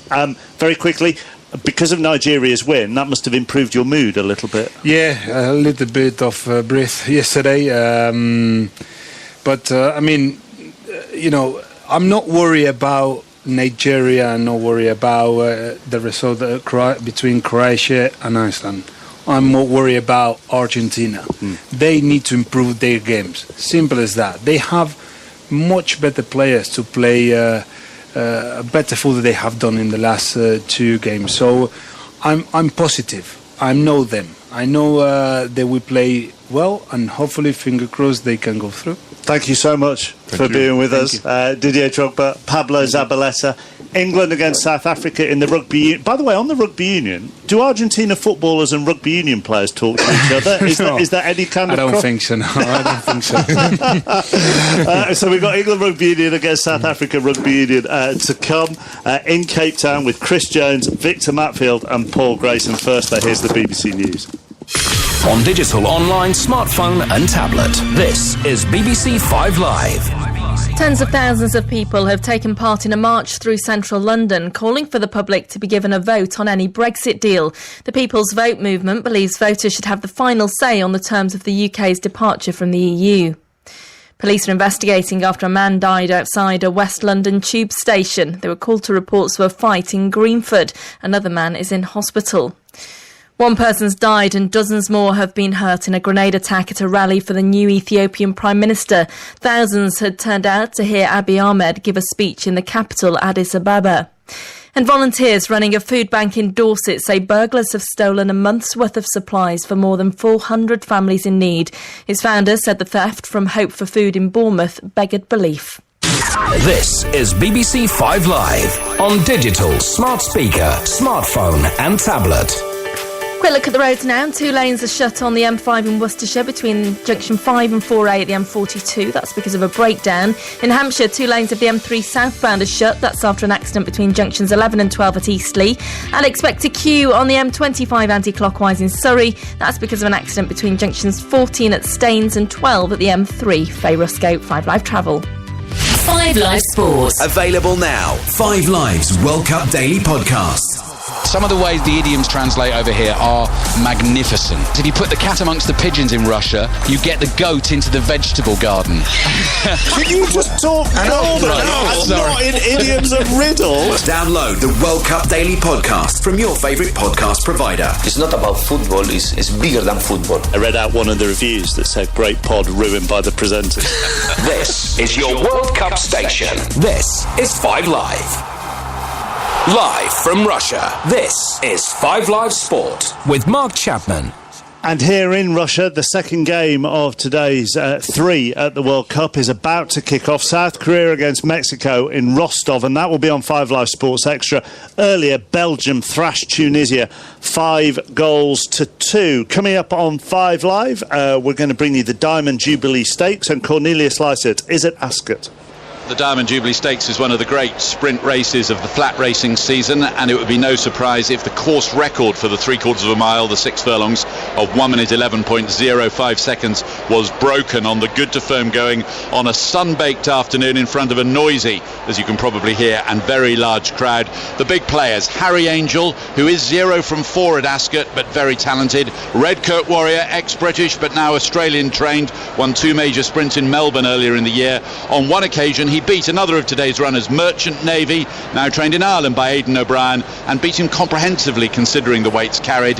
The Tin Man, Loves Ascot, won this last year. Bound for Nowhere challenges from the United States. And the main Royal Ascot headline so far this afternoon, master trainer Sir Michael Stout won an 11th Hardwick Stakes when Crystal Ocean was successful, giving the trainer his 4th win of the week. And to Russell Fuller at Queen's. Well, we've seen another tie-break. After 2 tie-breaks went Marin Cilic's way over Nick Kyrgios in the first semi-final. Novak Djokovic has won the first set on a tie-break in his semi-final with Jeremy Chardy of France by 7 points to 5 when Chardy put a forehand into the net. Chardy's serve has not been broken in these championships yet, but Djokovic has won his 25th set out of 25 against him. South Korea against Mexico then on 5 Live Sports Extra. Germany against Sweden to come later on here on 5 Live. But to Cape Town next for England against South Africa in the final test. And what are the weather conditions like first of all, Chris? Well, they've dried up ever so slightly, Mark. It was a couple of hours ago. It was biblical, wet, wild and windy. It's still incredibly blustery as I just poke my head out of our commentary box here, high up in one of the stands on the looming over the halfway line in this wonderful old stadium in the shadows of Table Mountain. But the conditions are going to play a factor here. Last 2 weekends, a little bit chilly, but bone dry at altitude, lightning fast pitch. It's sodden underfoot at the moment, so we're going to have a slightly different test match in Cape Town than we had the last 2 weekends. Psychologically, Paul Grayson, who's watching this game back in the UK for us, what do you think this run of defeats has done to the England squad? Because, you know, it's certainly not the honeymoon period of Eddie Jones's reign anymore. No, it's absolutely the complete opposite of that, and they can't seem to find a way out of it at the moment. Perhaps today will be the turning point, because all they want to do is draw a line under it and say, OK, so it was 7 on the bounce. Forget about it because we've won, and there's a different narrative to talk about, but until they get that victory it's just going to come back to the same things. Do you think they can get that victory today? Yeah, if they play the right way. I think they've got to go after the South African back three. Some inexperience there on both wings and Gallant instead of Leroux at full-back, so they've got to kick the ball well. It's good conditions to do that, and they've got to muscle up in defence. Andre Esterhuizen is a monster at 12, and then you've got Peter Steph du Toit and Dwayne Vermeulen in the back row who need to be stopped on the gain line. England have to play smart, play to the conditions. And so Paul Grayson is watching it in the UK, and Victor Matfield will be joining Chris Jones in Cape Town for England against South Africa live here on 5 Live Sport. Chris. Thanks very much, Mark. Yes, dead rubber this may be in terms of the series, but it's a highly significant one for England.